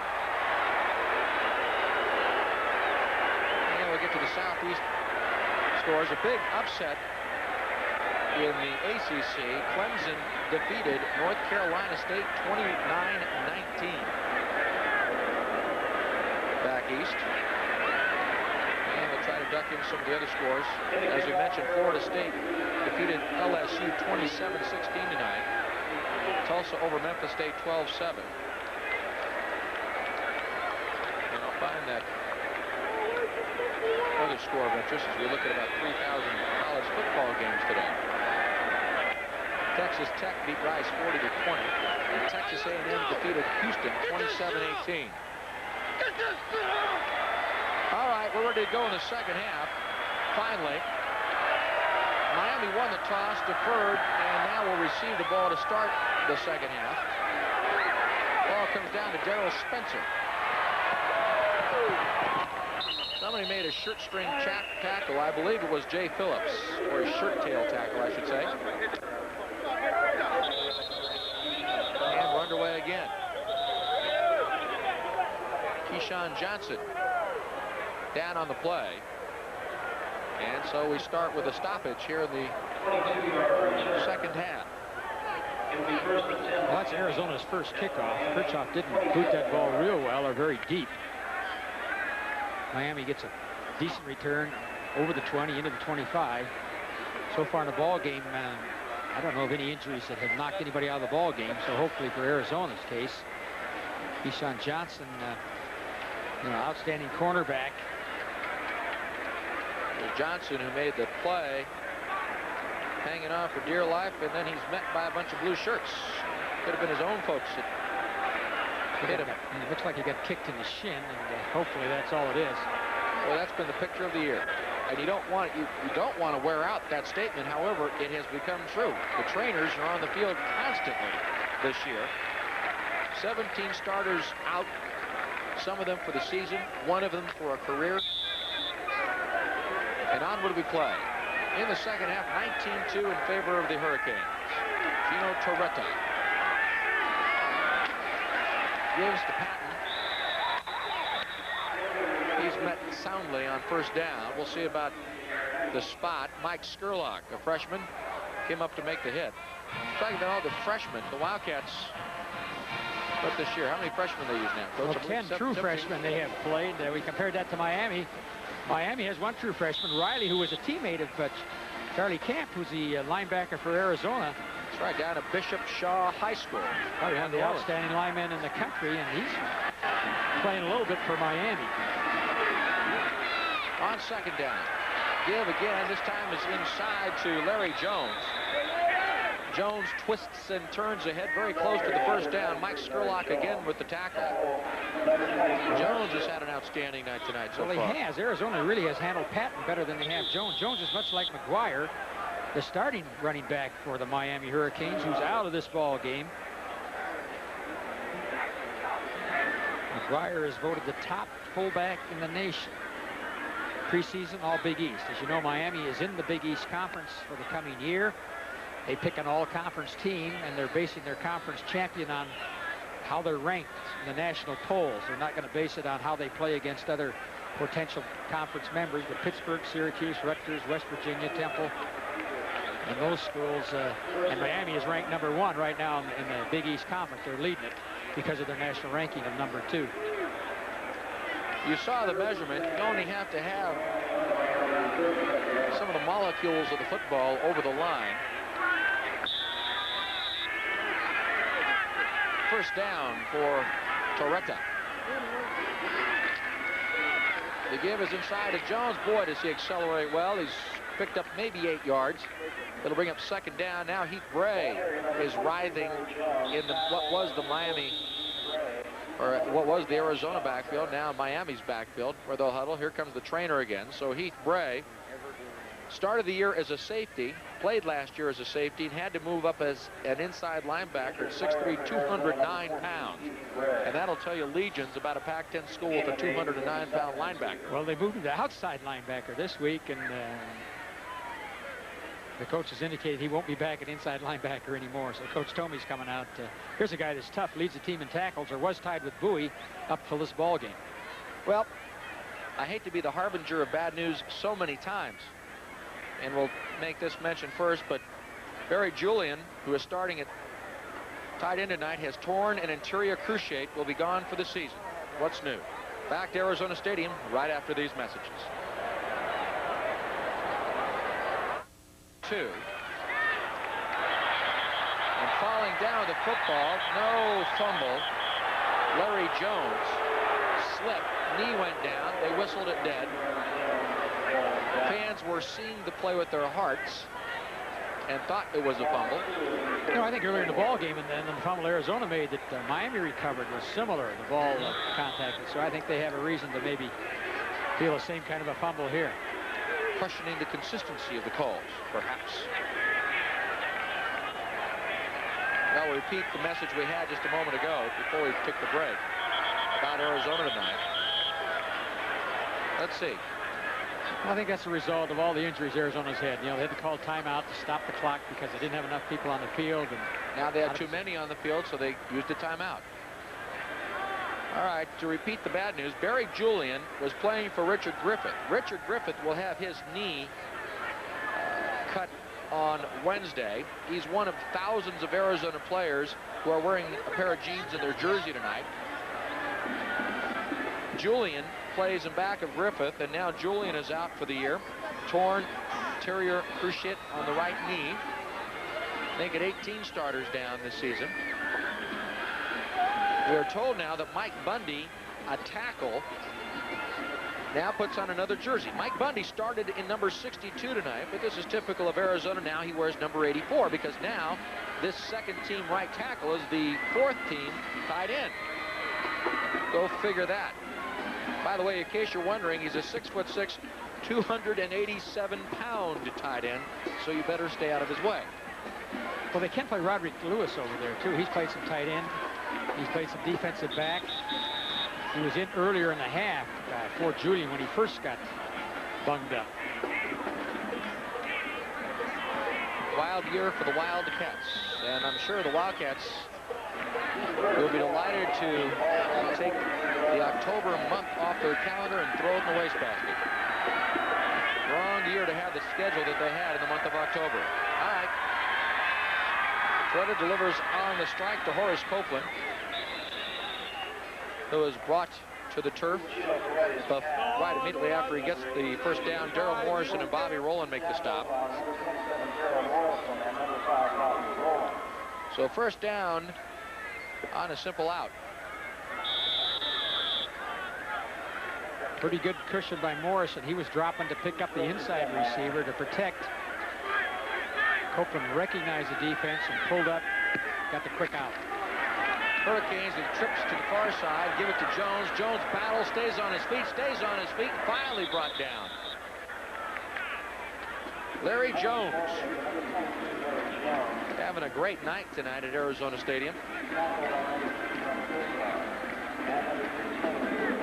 Now there's Kozar for Arizona. Kevin Kozar, number 51, sophomore, walk-on from Wyoming. In at linebacker, has not played a lot. Good, tough player, just not experienced. 2nd and 7.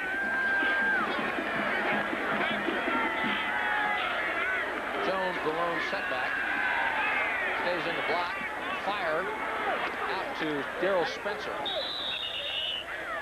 Coach, as you said many times tonight, Scurlock and Rowland make the play. Spencer is listed as a tailback, and this is just another illustration. Spencer's the tailback. He's out on the line, spread out. And that Erickson offense, with so many receivers available at all times, can really wear down some defensive backs. Arizona playing zone pretty much so far. Now in this particular area, we might see some more pressure and a little more man-to-man. Clock running, 11:36 remain in the 3rd quarter. Toretta giving to Jones, he falls down. And the way things have been going for the Wildcats tonight, that's a break, because Jones has been picking up yardage at will. Jimmy Hopkins was there, and we'll get credit for the tackle. Here's that single back offense, and here's one good-sized back. Deep handoff, and he kind of picks any hole he wants up there. It's been very effective so far in this second half, although Arizona had limited the Hurricanes to 17 yards rushing in the first half. Saw Jimmy Hopkins there. He gives up about 30 pounds to Mario Cristobal. It was a good job by Hopkins to stand up the blocker there. Excellent job, as a matter of fact. Pressure by Arizona. 2nd 11. The ball was there. Was it caught? It was. The recipient was Lamar Thomas.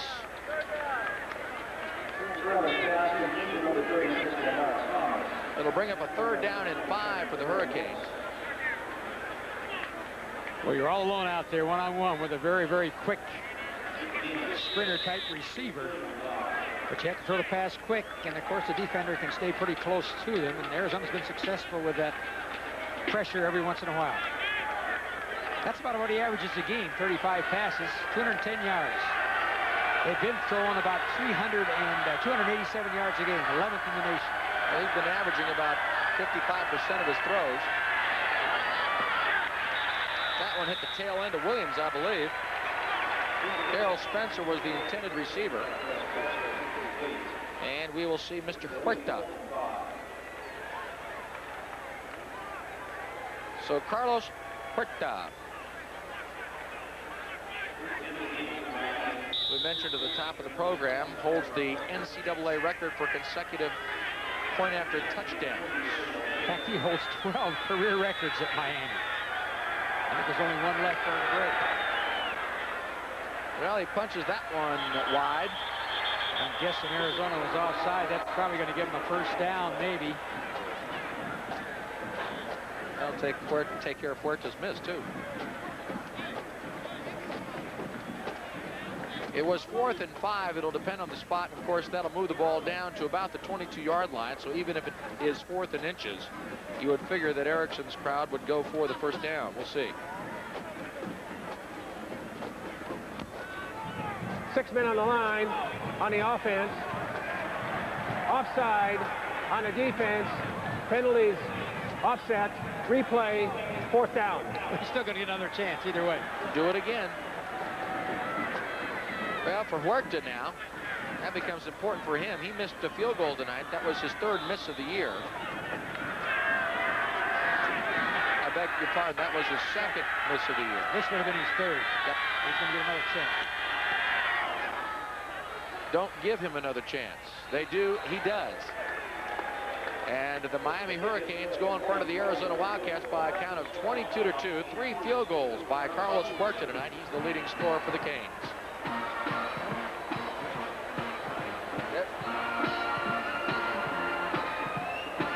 No matter. Ice pack continues at Arizona Stadium. That's Heath Bray, the former free safety, now linebacker, now injured player for Arizona. He's out. Berta, meanwhile, who just knocked his third field goal of the year through for the second time tonight, will be called for illegal procedure as he sends the kickoff out of bounds at about the 8-yard line. Arizona, the last time this occurred, elected to take the ball at the 35, and it appears they'll do that again.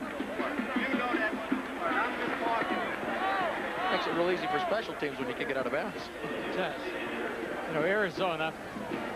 Let's take a look at this Miami scoring drive. 11 plays, traveling 46 yards, 5 minutes. That's a long time for them. That's an eternity for Miami to take the score.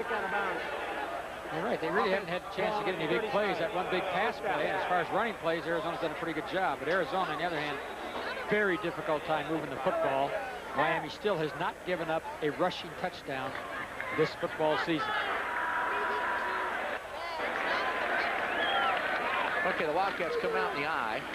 Give is to Carter. He's met by a wall of orange and white. Maybe losing a yard. It'll bring a second down for Arizona.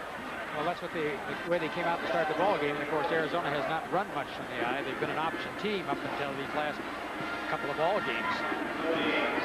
But Miami's adjusted well to that, and they're putting 4, and they're rushing 5 and 6. So they're really not concerned about Arizona passing now. Arizona 2 for 9 passing, 1 interception. Well, I'll tell you, give you an idea how the Wildcats came out against Miami tonight and how the Hurricanes, have adjusted after the play. The delay. Moving forward for the Wildcats. Lamont Lovett. First time he's carried the ball tonight. Antoine Carter tonight. Antoine Carter. On his first 3 carries at 30 yards, and his last 10 carries, he's had 4 yards. Well, Arizona only had 12 yards rushing in that second quarter. Here's 5 for them right here. Miami gives up 105 yards a game rushing.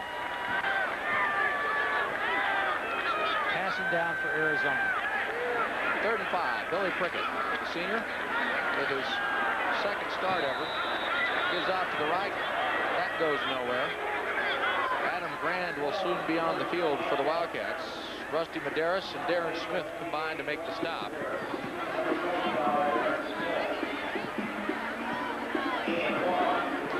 Billy Prickett on the handoff. You talk about speed. There was ample time to see where that football was going, Coach. Well, that's a Miami play, and that's the Washington State play where they just set it back there and he takes it, looking for a hole. But Arizona, again, you can see not much confidence in their passing game.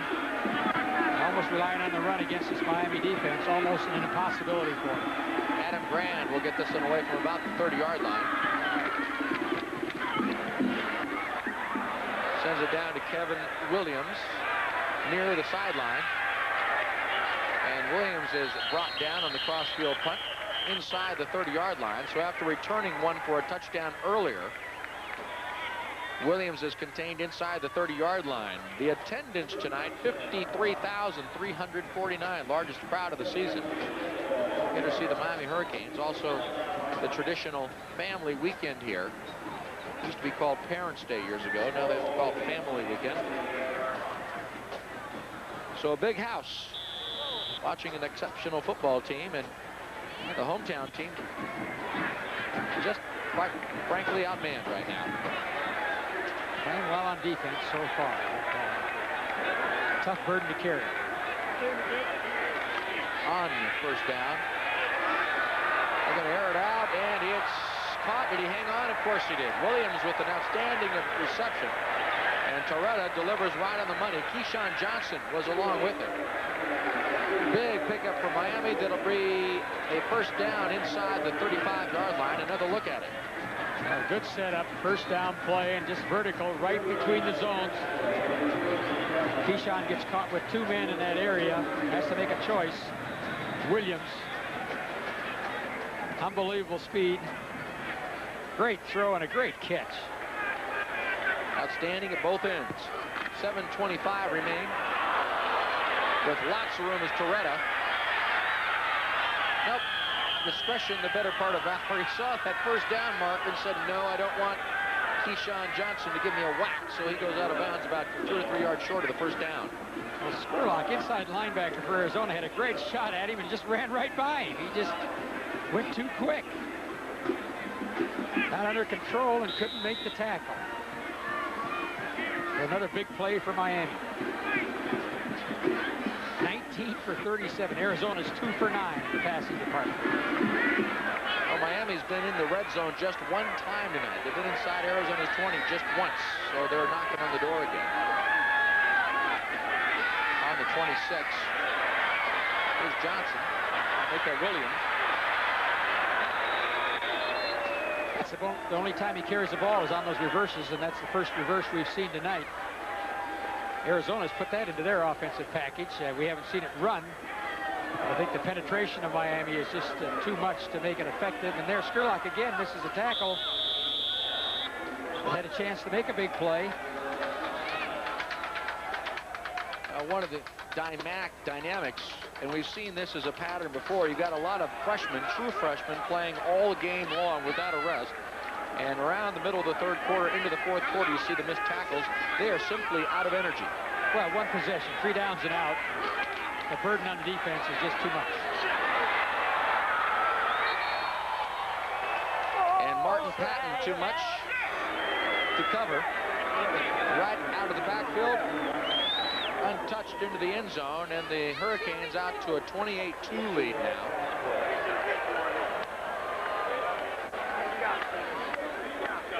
Larry McDuff, the defensive coordinator, who usually spends his time in the press box, now on the field, along with Dick Tomey. Huerta does what he always does. And now the Hurricanes lead by a score of 29-2. Well, it was a much more interesting first half into the second half. 29-2 in favor of the Hurricanes.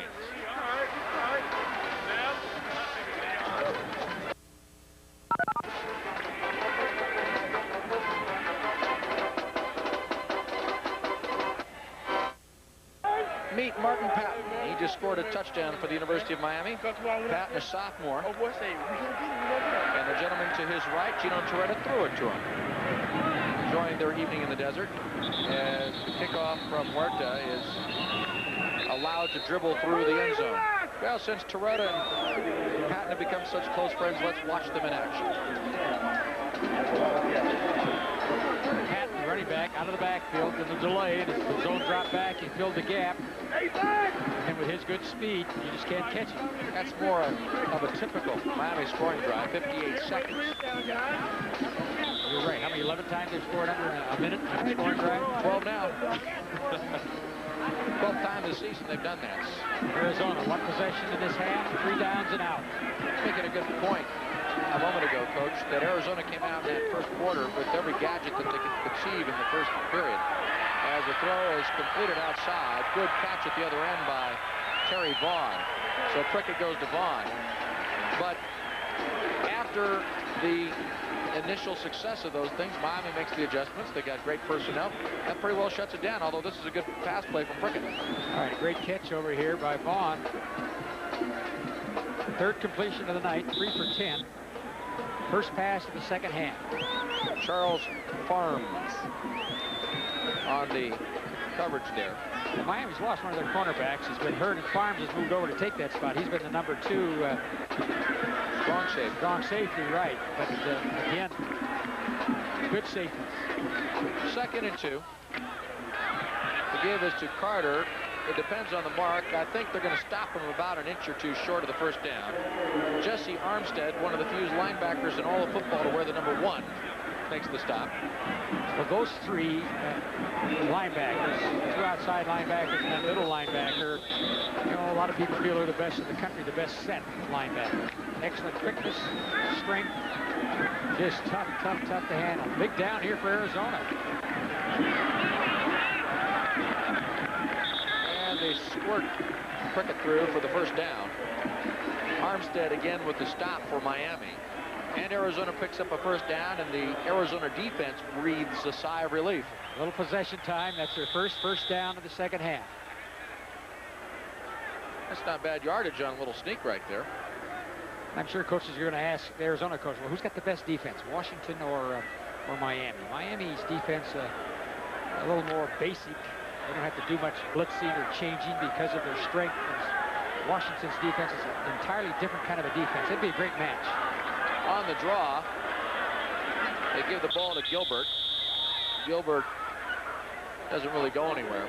You bring up that point, and again, you really can't come up with a coherent or cogent argument for instituting what would be a basketball-style tournament at the end of the season. When, you know, the football championship would take place in March. But at the same time, would it be great to see what might be an 11-0 Miami team take on what might be an 11-0 Washington team? Possible. So far, it's possible. Washington wins today, handily. Yeah, but they can't play each other, though. No, that's right. Hi, Prickett. Gets Lovett. And he has a first down. 2 consecutive first downs for Arizona. Boy, Lovett's been a long time catching passes. He's had 7, but he hasn't had one for at least 3 weeks. Darrell Williams makes the stop for the Hurricanes. Well, you take a look at this Band-Aid group out there on the field for Arizona right now. A lot of freshmen, a lot of true freshmen, hurt people. A quarterback making his second start, a senior who's was pressed into service only a week ago at the Rose Bowl. They give to Gilbert again. Gilbert's got some room. And a first down. And he's down inside the 25-yard line. Who are these people? Well, Craig Gilbert, he had a great run, you know, earlier in the year of 39 yards for a touchdown in the Stanford game. Again, now Arizona's coming close to getting that 100-yard rushing mark. Miami doesn't give up a lot of yards. Little counter as they run that single back offense, a scheme or a play from the Washington State playbook. It was Derek Golden, the senior linebacker, number 80, who ran him down from behind. That's fitting. Gilbert has 50 yards on the night, 6 carries. He's the lone setback. Prickett to throw on first down and to keep on first down. And Prickett close to a first down. Here's a flag, and it's in the vicinity where defensive players get in trouble. It would be great for the Arizona program for the rest of the year if they could score a rushing touchdown here on Miami. Nobody has done that this year. That would boost their morale, and this has been a great series. They've thrown the football. That was a good selection there. They had the Miami defense going against the grain, and Pickett had a chance to throw it or run it. They started on their own 20-yard line after the kickoff went through the end zone. Here's Prickett. Might throw. Nope. Going to keep it, and he spins away from a couple of tackles. And again, as we've gone through the ball game, Arizona's an option team, and we have not seen the option once tonight. Dead ball, personal foul, defense. Penalized half the distance to the goal line. First down. Well, the Hurricanes have just been assessed another penalty. During the explanation by Gordon Reese of the first penalty, a personal foul, one of the Hurricanes said something. The linesman tossed up a handkerchief, so that'll cost him another distance, half of which to the goal, half to the goal.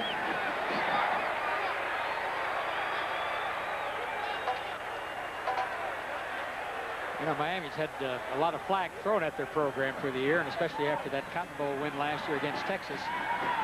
But they feel strongly that they've corrected a lot of those difficulties they've had.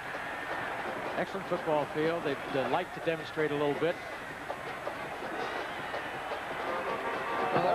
Arizona has a first and goal now at the 3.5-yard line. 4:36 remain in the third quarter.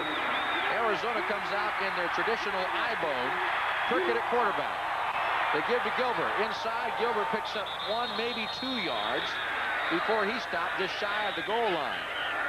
And that whole front line, Patrick, Hamlet, Miller, and Medeiros were on hand to stop him. Now, Arizona's 2 tight ends. That looks like Bundy down at 84. I'm interested to see who the other tight end is. It's probably Roderick Lewis. It could be Fina, who's a tackle. He's worked some at center this week. So he's ready to go there because they've lost their starting center. He could be that other tight end in this goal line offense. Wildcats 2 yards short of the touchdown.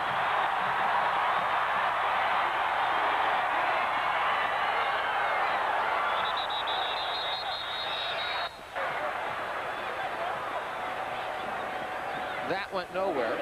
Medeiros and Armstead with the stop. And once again, it was Craig Gilbert who had his number called.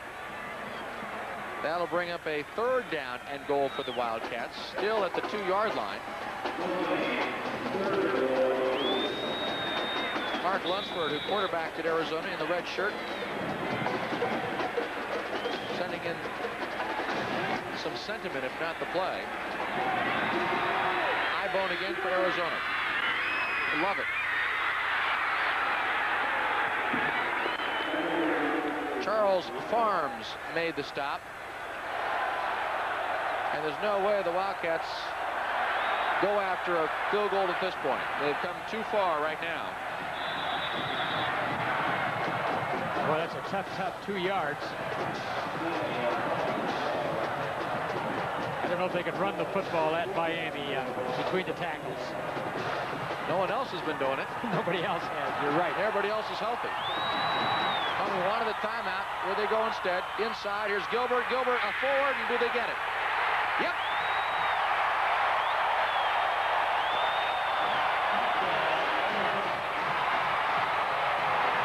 Well, I'm sure Miami was aware they had not given up the rushing touchdown. Well, that was kind of a good matchup right down there. Arizona striving to do something nobody else has been able to do. Help them in the future with the 4 ball games they got left coming up. This might help their offense get on track a little bit. What was most interesting about it, or amongst the elements that were most interesting, the head coach wanted a timeout. They didn't do it. We just mentioned the fact that nobody runs between the tackles. They did it. Well, that was close to outside. That was really outside that. I don't know. But inside the end. Well, in most circles, coming from behind to make it a 29-9 score might not be such a big deal, but for the Wildcats right now, it is a big deal. One more look. And that's great for Craig Gilbert, a senior, 234 pounds. He's really had a good ball game. Probably Arizona's best running back as far as yardage accumulation in this ball game. But to run that football in, and I think the other impressive thing was the drive. They took the kick, started on their own 20, and incorporated some passing with the running, and looked like a good football team going down the field. Well, the Wildcats travel 80 yards that time. Gilbert gets credit for a 2-yard run. 2 minutes and 26 seconds remain in the 3rd quarter. One more look at Gilbert coming off the tackle here, and it looks like he just does break the plane. Billy Prickett was convinced anyway. And our score now 29-9, a 20-point Miami lead. And when you consider what Arizona's gone through over the past 2 ball games in this month of October, on the road at Washington giving up 54 points, on the road in Pasadena giving up 54 points for the UCLA Bruins. Both those teams are excellent defensive teams. They just physically dominated Arizona. Arizona's responded much better in this football game. Scored 9 points. Miami's been only giving up 7.7 a game. They've given up 4 touchdown passes and no rushing touchdowns, but they have tonight. Jay Kirchhoff puts it in the arms of Kevin Williams, and here he goes. Brought down just shy of the 30-yard line.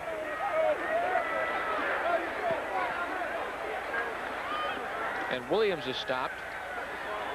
Here you see the scoring drive, 11 plays, 80 yards. The Wildcats took 4 minutes and 18 seconds. Very good news for the defense. 80 yards last week against Long Beach, got 86 total yards against this Miami defense. And Arizona gets 80 yards on that series. So that was a great series. Probably the best offensive drive for Arizona in the last maybe 3 ball games. Scored a big touchdown against UCLA on a 51-yard run, but these were all shorter yardage attempts.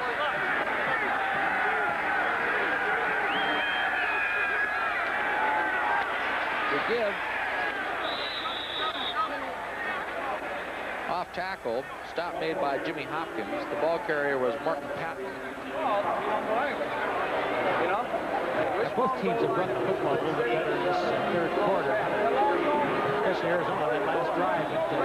Miami on their last touchdown moved the football on the ground and had Arizona looking for that run, and that made that pass that much better. 2nd and 3 for the Hurricanes. At their own 34-yard line. Clock ticking. A minute and 44 remain in the third quarter. Give is off tackle. Here's Patton again. Out across the 50-yard line. Jay Phillips in on the stop. And the Hurricanes marching again. What makes that set so tough, there's no tight end, so there's 5 offensive linemen down there, and Arizona's got 4 on defense.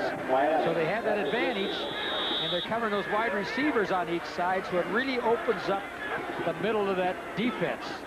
If you get by those 4 with your 5, you have an advantage. You're going to get some yardage, and that's what Miami has done in the second half. Yeah, he slipped there. Erickson's old school. Here's again the deep pattern dropped this time by Lamar Thomas.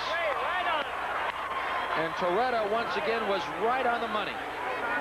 And that's 3 passes at least. He caught one for a touchdown earlier, but right on the fingertips. You got to admire the touch that this big guy has. He's really throwing the football exceptionally well. Completing 55% of his passes. He's well over that in this ball game. But those vertical routes really make it tough on the defense. They're coming at you about, 1 out of every 3 or 4 plays. You know your defensive backs are going to be challenged.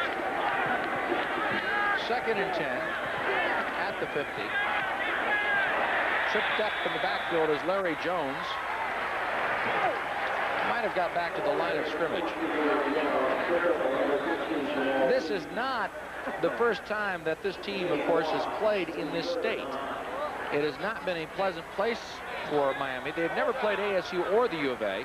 However, the Hurricanes have played twice in the Fiesta Bowl, and they lost both times. So the Hurricanes are looking for their first win in this state. In '87, of course, they lost that great game to Penn State 14-10. Great in as much as was for the national championship. In '85, they lost to UCLA. Holt comes up to knock that one down out in front of Copeland. Good thing the ball was thrown lower. Holt had a great chance to intercept it. Arizona really needs to come up with an interception. Some big play. They haven't got one yet, and all the passes that have been thrown in this ball game, you have to admire the big Miami quarterback. He's kept it out of the defensive hands. He has great vision. Terry Vaughn by himself. An outstanding punt. See where it bounces in. Looking to get that the nose down and have it bounce back. Instead, Paul Snyder puts it in the end zone. However, there is a penalty on the play. Keyshawn Johnson is indicating, although it doesn't count, that it's against Miami. Now it's a personal foul against Arizona. Now, what's key is whether or not, let's see. So far, oh yeah. Oh, there's no doubt about it. Oh, boy. Why in the world do you do that? It cost Arizona a field goal earlier in the ball game. Well, Keyshawn, foul. Junior college transfer from Fresno City College, getting a chance to play at the big time now. Personal foul, defense, 15 yards, automatic first down. He will be reminded of this for many days to come. Yeah, the play was well done. Well over. Particularly disheartening for the defense that's not even on the field right now. Arizona's going to have to call a timeout. Now Heath Bray, you saw, who was with a ton of ice over his body a few minutes ago, Timeout. wants to go back in.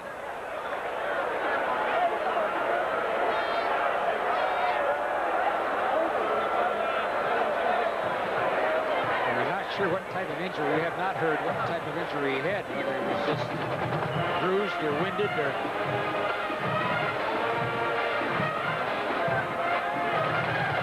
Sue Hillman, someone with whom you've become quite well acquainted this year.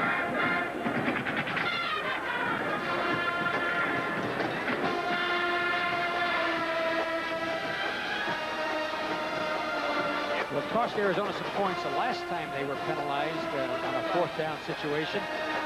Now they're giving a good Miami team another chance to put some points on the board.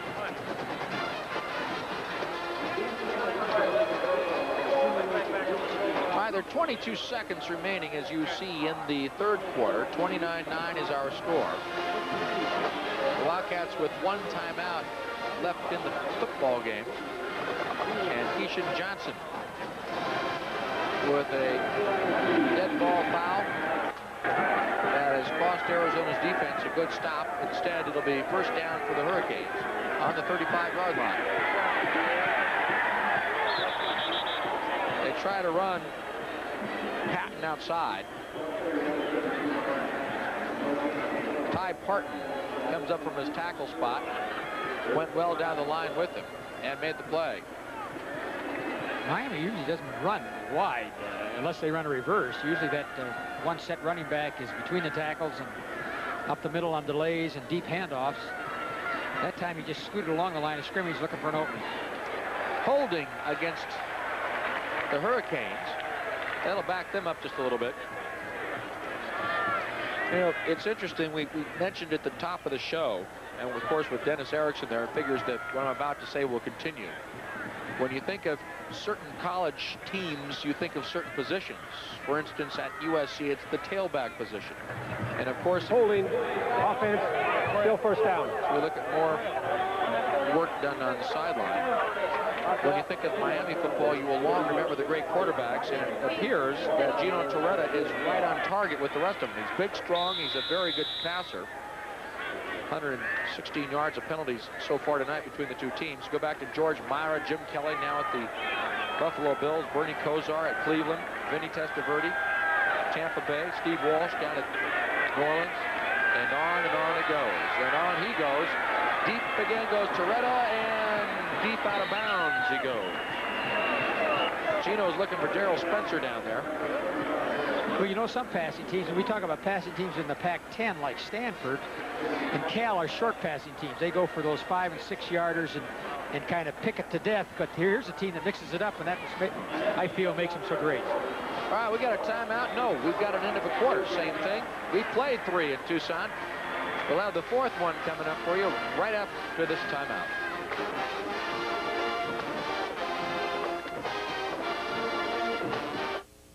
At Arizona Stadium in Tucson. Dave Sitton along with Bruce Larson. Miami Hurricanes trying to make it 7-0 on the season. Arizona came into the ball game at 2-4. And the Wildcats are anxious to be finished with the month of October. Washington on the road, UCLA on the road, and Miami at home. The Hurricanes start the quarter, 2nd down and 20 after the penalty on the hold. Right through the hands of Heath Gray, and perhaps that ice or the injury that was treated with ice had something to do with the fact he couldn't hold on. Torretta once again firing right down the middle. Of all the passes he's thrown, over 40 passes, that was really the only pass that Arizona had a chance to intercept. And they weren't able to come up with a play. Take a look at the score by quarters tonight. Miami ordinarily scores 48 points in the 1st quarter. I beg your pardon, they've scored 48 points in the 1st quarter this year.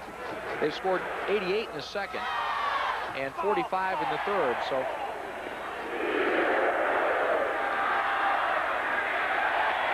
Torretta across the middle, right on the numbers to his tight end, Joe Moore. And what will be read about this game tomorrow is that once again, all of the Miami receivers have been catching footballs tonight. Well, they've shredded around. I think we hit 7 at halftime. I don't know if they've increased that total. Moore, Thomas, Probably Spencer, the same. Patton, Copeland. All right, on 4th down, Mr. Huerta's on again. He's kicked 3 field goals tonight. This is a 51-yarder.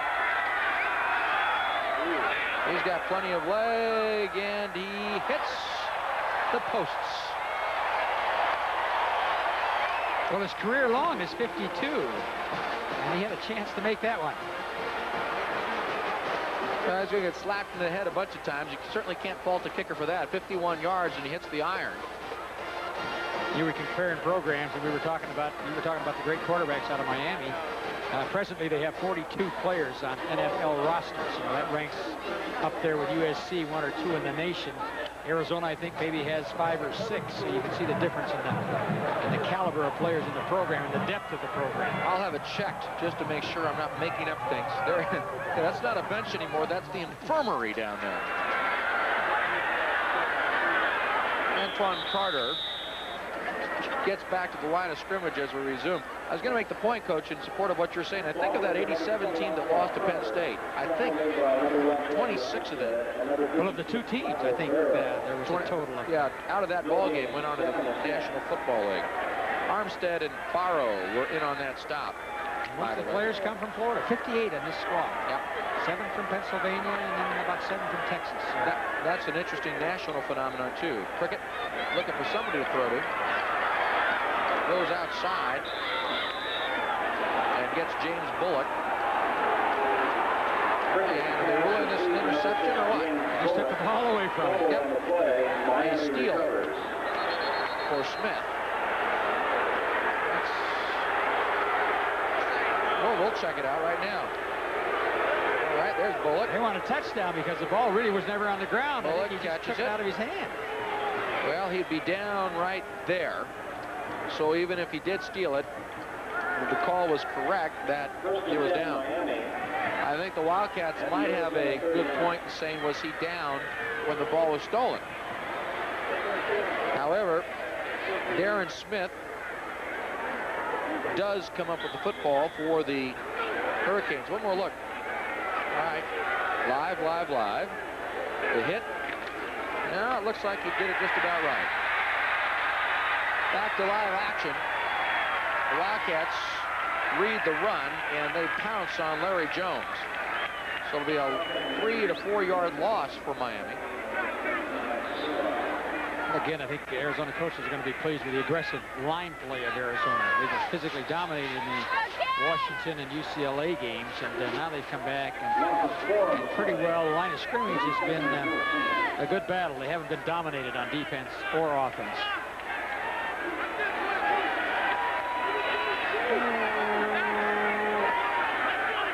Jones in motion.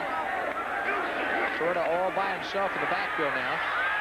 Now he goes to Williams. He's met at the original line of scrimmage. Daryl Morrison lays on the hit.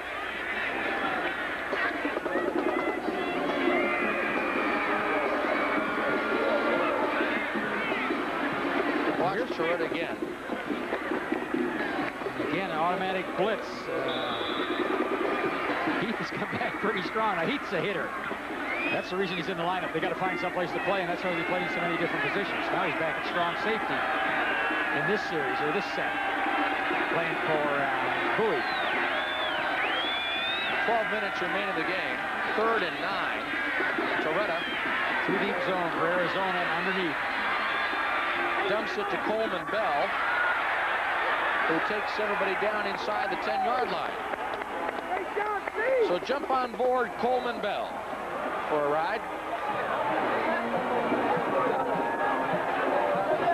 Wheelchairs and more on the Arizona sideline. Tony Bowie finally rode Bell out of bounds. It'll be a 1st and goal for Miami now down at the 7-yard line. And once again, Chiretta, nice sharp release. Looked like a catcher that time, right off the ear. It was, and Arizona's zone dropping because of those vertical routes, and then sliding that tight end underneath has been very good for Miami.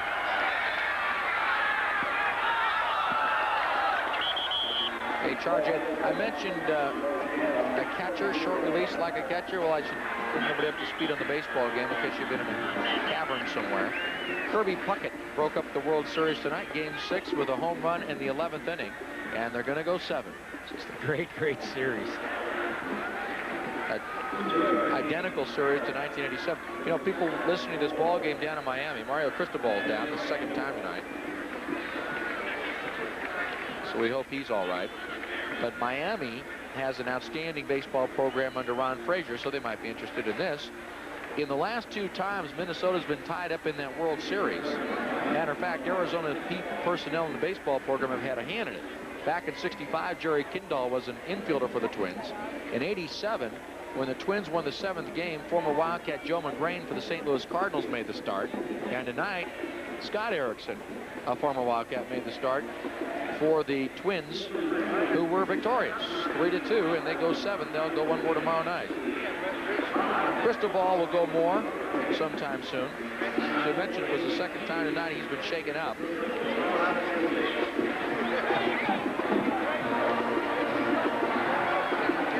Ron Frazier and that Miami baseball program, that's an outstanding operation they run. You've just talked about is one of those 12 outstanding juniors that Miami has, and some people feel that all 12 of those people are possible National Football League players.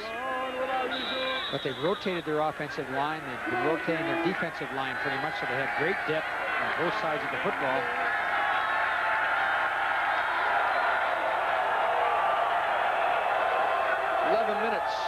Left in the football game. 2nd and goal from the 3. Timing pattern, and the flag is down. If it's against Arizona, it'll be 1st down on the 1.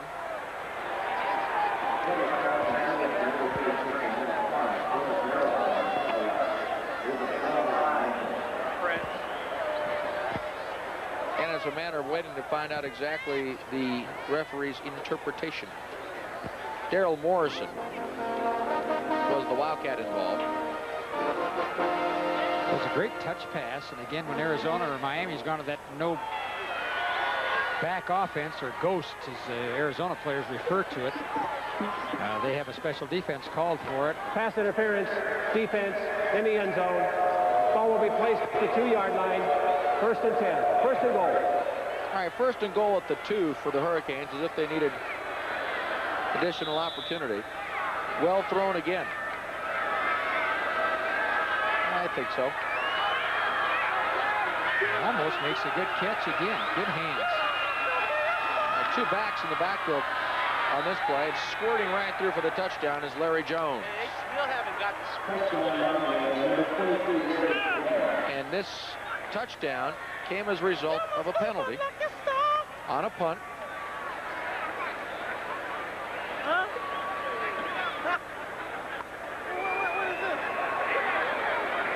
Well, then also on the interception or the steal. Steal, I beg your pardon. Vaughn, yeah, came after the punt. I got behind there. So there was an exchange. Yeah. I apologize. No apology here, though. Huerta converts. 36 points on the board for the Hurricanes, 9 for Arizona, and that's where we are right now. 10:57 remain in the game.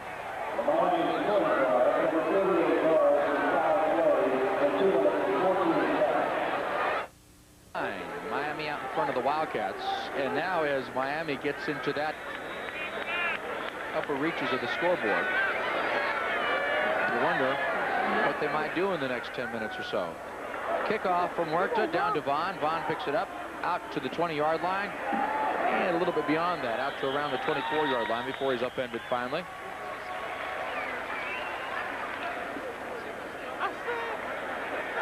Talking about Florida, the emergence of 3 outstanding programs in football in Florida.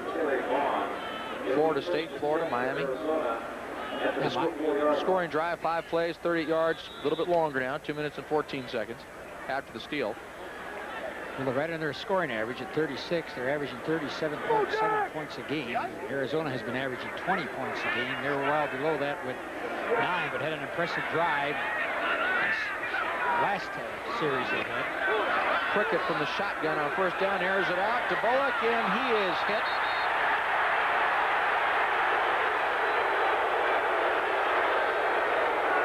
And the absence of a flag brings the wrath of those still here. Good throw by Prickett. Yeah, well thrown ball by Billy Prickett. Got plenty of time out of the shotgun.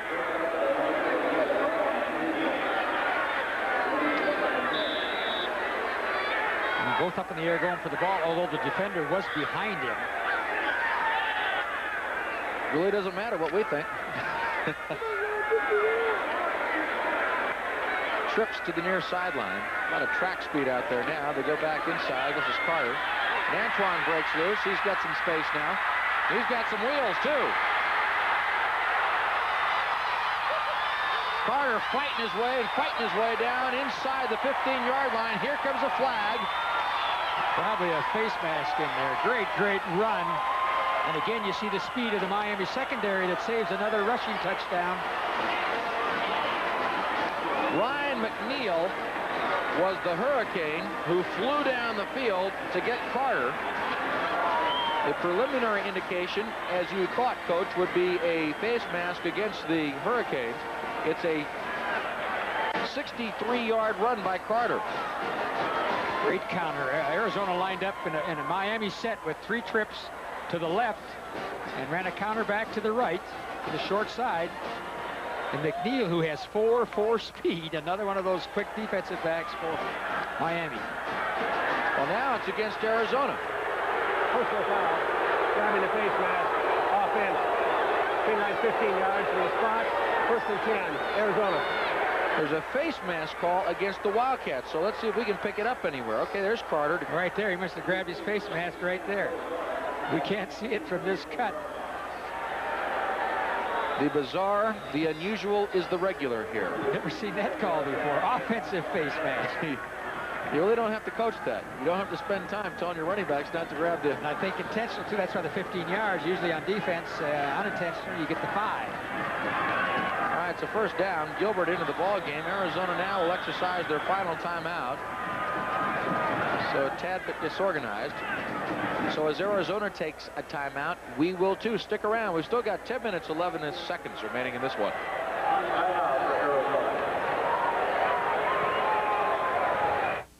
The Wildcats get a 63-yard jaunt out of Anton Carter, but on the way down, he grabbed the face mask of Ryan McNeil, a 15-yard penalty. And the Wildcats 1st and 10 on the Miami 34-yard line. Billy Prickett. Same play. Hands to Carter again. It's read well this time. Rusty Medeiros comes across the line to grab Carter. 10 minutes remaining in the ball game. Arizona really not an option team anymore, and probably won't be the rest of the year based on the performance of Billy Prickett here in this ball game. They're more like Miami as far as offensive scheme and set right now. They're running a lot of single back with trips to one side or the other, and sometimes some doubles, flankers on each side, which they have right now. No tight end. Prickett going after Vaughn. Vaughn had fallen down.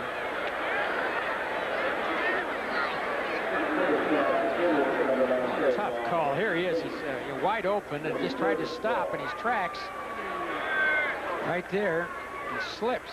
Ball is right on the money. Almost had a chance to catch it sitting down. Got to bring up 3rd and 12 for Arizona.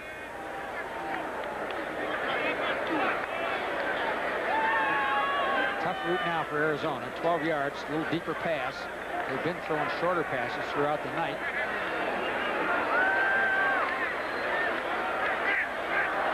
Prickett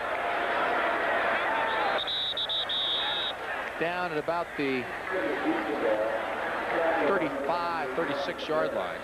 Medeiros again with the stop. Try to duck in a few. I'll go ahead, Coach. They tried to fake that forward pitch and keep and throw, and Miami was well adjusted and ready for it. Try to duck in some Big East scores. Virginia Tech 41, Louisville 13. East Carolina upended Pittsburgh 24-23. Boston College got by Army 28-17. Prickett. And a big hit. And another Wildcat shaken up. It's an incomplete pass. That's Roderick Lewis now playing some tight end, and he really didn't have any room to run, you know, with the 12 yards they needed. It's 4 or 5 tight ends for Arizona this year. Lewis, Lamar Harris, Mike Bundy, Barry Julian, and Richard Griffith. You know, they threw to him. He was on the run. He had a chance to maybe make some yardage, but Miami had really converged on that.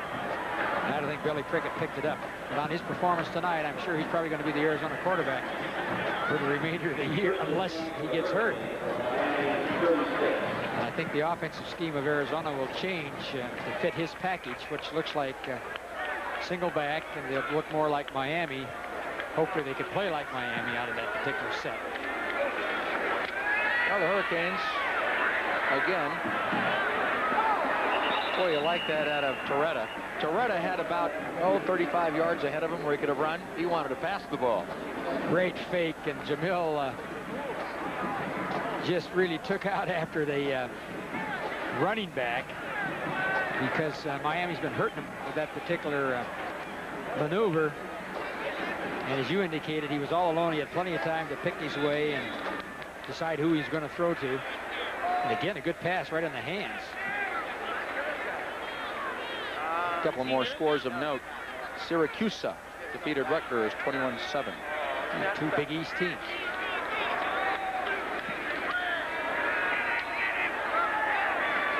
And that little dump across the middle. Bell on the run now. He's got plenty of room. Nope. Somebody pushed him out. It was Heath Bray. I don't know how many completions on that, but every time they've needed some yardage, that's there for them, because anytime they catch Arizona in a zone, or even man-to-man, he's coming across wide open on that middle, and Arizona's really dropping in the secondary, and that's just been open every time they've run. It's remarkable, Heath Bray hanging in there for Dick Tomey. And it's part of the story here. And for people listening to this in Miami, you say these guys are like a broken record, but when you consider all of the injuries week after week, day after day, they are still hanging in, playing hard. And I guess that's all the coaches can ask them to do. That's all they do. Right down the middle, a little bit too tall. Darrell Spencer was Torretta's. No tight end in that offensive set, and Arizona really handles that better than they do when that tight end's in there, because they have a tendency to drop too much, and they don't have any release man right in here. You know he's got to go deep with it. Coming in to make that hit on Torretta was Pulu Pumele.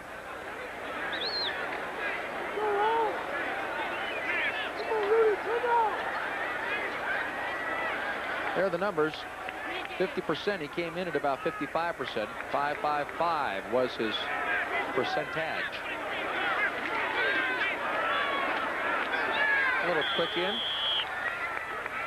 Bobby Bird collects his first reception of the night. That's Bobby's 5th reception of the year. Gives him just under 50 yards of receptions for 1991. He's a senior. 8 minutes remain in the game. Clock running. 36-9, Miami over Arizona.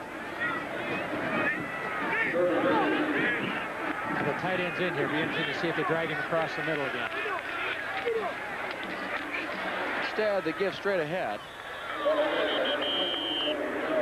Larry Jones carries it across the 30-yard line out. Well, it depends on the spot now. I think they're going to spot it down, so Miami has a first down. I think the Hurricanes are going to call a timeout. Let's see.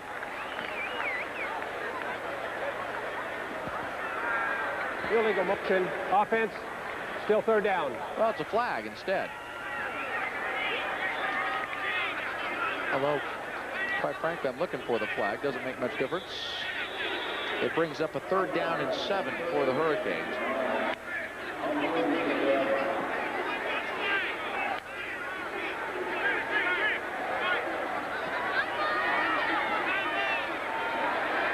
Six defensive backs for Arizona.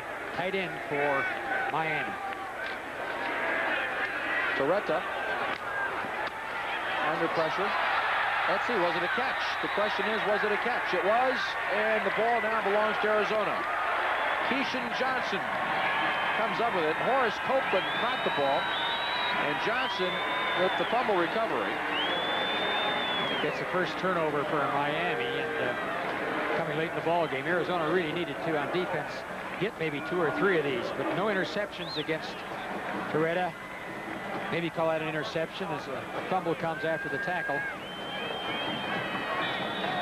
But again, forcing Miami to run a lot of plays, not being able to score, strike as quick as they have been during the season. Bundy in there now, tight end for Arizona. Prickett on first down, gives to Gilbert. He's got a little space. Runs across for a first down out to the 41-yard line. Good pickup for Craig. Craig Gilbert, a senior, really having a good ball game, and probably deservedly so. 2 tight ends for Arizona, and a little trap play running to the left. Mike Bundy had a good block down there to make that possible. Terrace Harris, a sophomore, made the stop. Dennis Erickson getting onto the bench now. And they stay with that set. 2 tight ends, single back. Give to Gilbert again. Oh, 3 tough yards for him before he's brought down again. The clock continues to run, 6:45 remaining.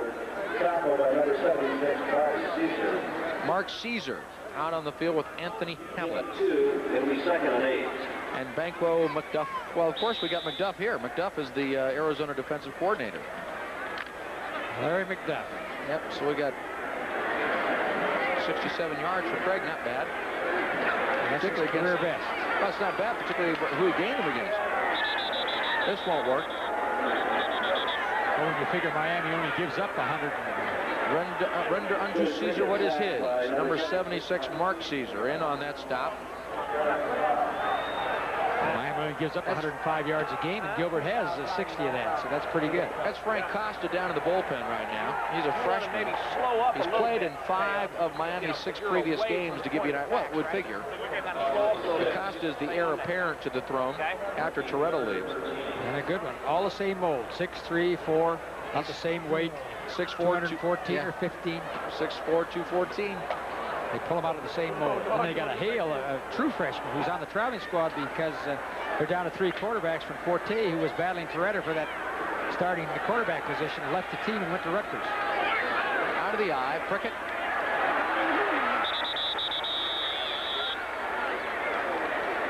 Is brought down again from behind. Darren Prine. He's just a sophomore. He enjoyed that. 6'4", 245-pounder. Probably runs the 40 in about 3 seconds. Well, you might be right. And they rotate 8. They got 8 defensive linemen that they rotate. So their younger players are getting playing time and experience. And they're again all about the same size. 6'4", 248 to 268. Well, the frustration grows. Adam Grand out on the pitch. And they've earned it again. Adam Grand got away with it, I think. Adam Grand, now the question is, was it running into or roughing? One's an automatic first down, and the other's only going to be 5, so they'll have to kick it again, or maybe they get a first down. Well, it looks like it's the big one. Just taking a look at the preliminary from... Well, Arizona's running off the field, so they would think they're going to get another shot with the football. Good. Well, Arizona blocked a punt earlier in the ball game. Only came out with 2 points with it as it rolled. Weren't able to gain possession before it got out of bounds in the end zone.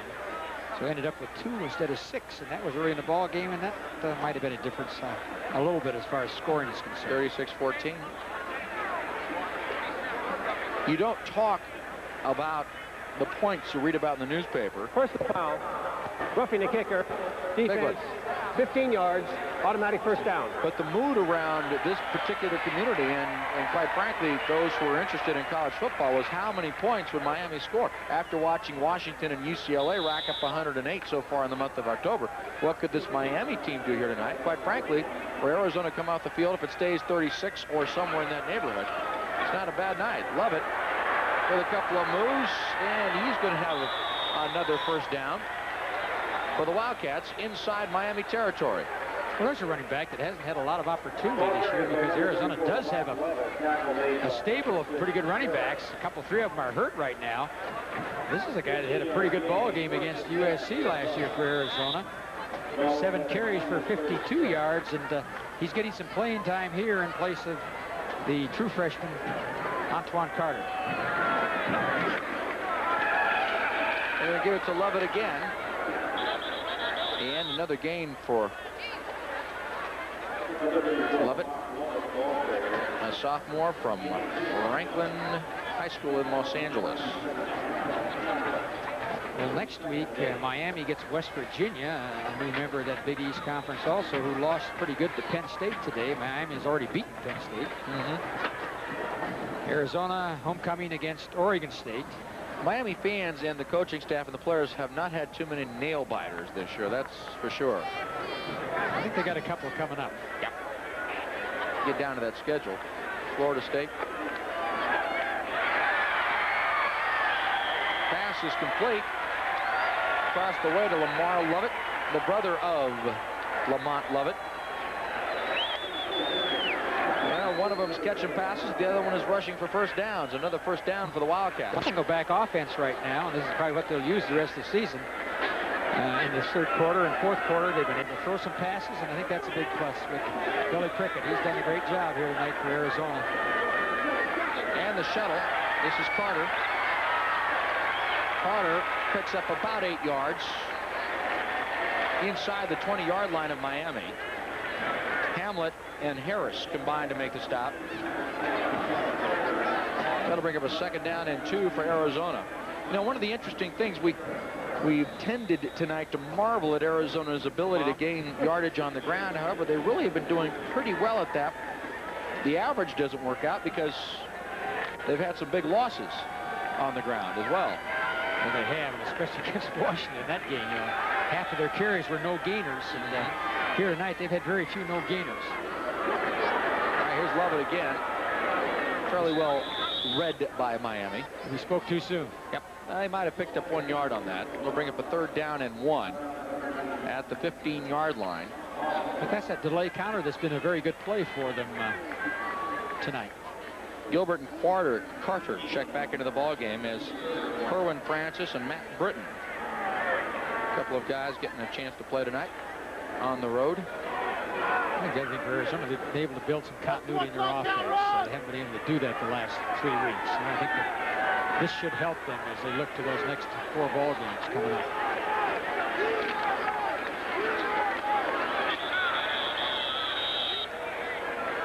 Well, the give was ahead, the stop was behind. 2 no gainers in a row, and that was Craig Gilbert in I formation, which they ran early in the ball game. However, the Wildcats have accomplished one important feat in this drive. Coming up is the 13th play of the drive, and we're under 2 minutes left in the game. So the thought of Miami scoring 40, 50, 60 points tonight will be dashed. Single back. Now we'll dismiss 40 just yet. That's not going to work. Little mix-up in the backfield. A big loss for the Wildcats. Craig Gilbert is swarmed down. Miami will take over at the 20-yard line, and we'll see about Arizona holding Miami at 36 points. It will be interesting to see what Dennis Erickson has in mind. He's going to bring on a new quarterback now. By the way, Britton and Golden made the stop for Miami. But Frank Costa comes into the ballgame.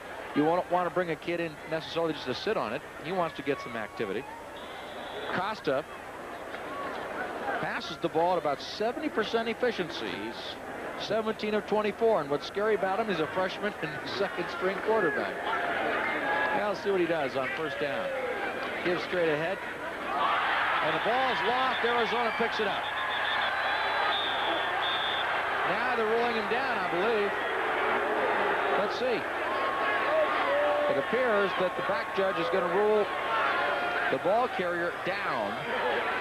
Miami will hold on to the football. The clock remains in motion, though. That's important for Arizona now.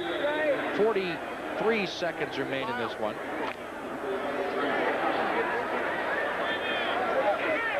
I wonder if Costa's going to take one shot at it right now. They got 2 tight ends in there.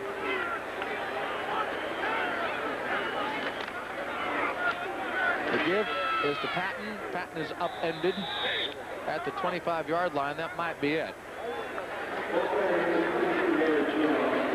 Miami need not snap it again. I doubt that it will be snapped again. The Hurricanes' record now will be 7 wins against no losses on the horizon for them. West Virginia, at Florida State, at Boston College, and then home to finish it up against San Diego State. Dick Tomey and Dennis Erickson will have a quick chat. Miami 36. Renew the acquaintance they've had on 2 different conferences now. Whack in the pack. And onward and upward they go. The final score here once again tonight, Erickson's Hurricanes 7-0. The Wildcats fall to 2-5 as the Hurricanes defeat Arizona tonight 36-9 in their first ever meeting. We will have more from Arizona Stadium, and we'll wrap this one up right after this concluding timeout.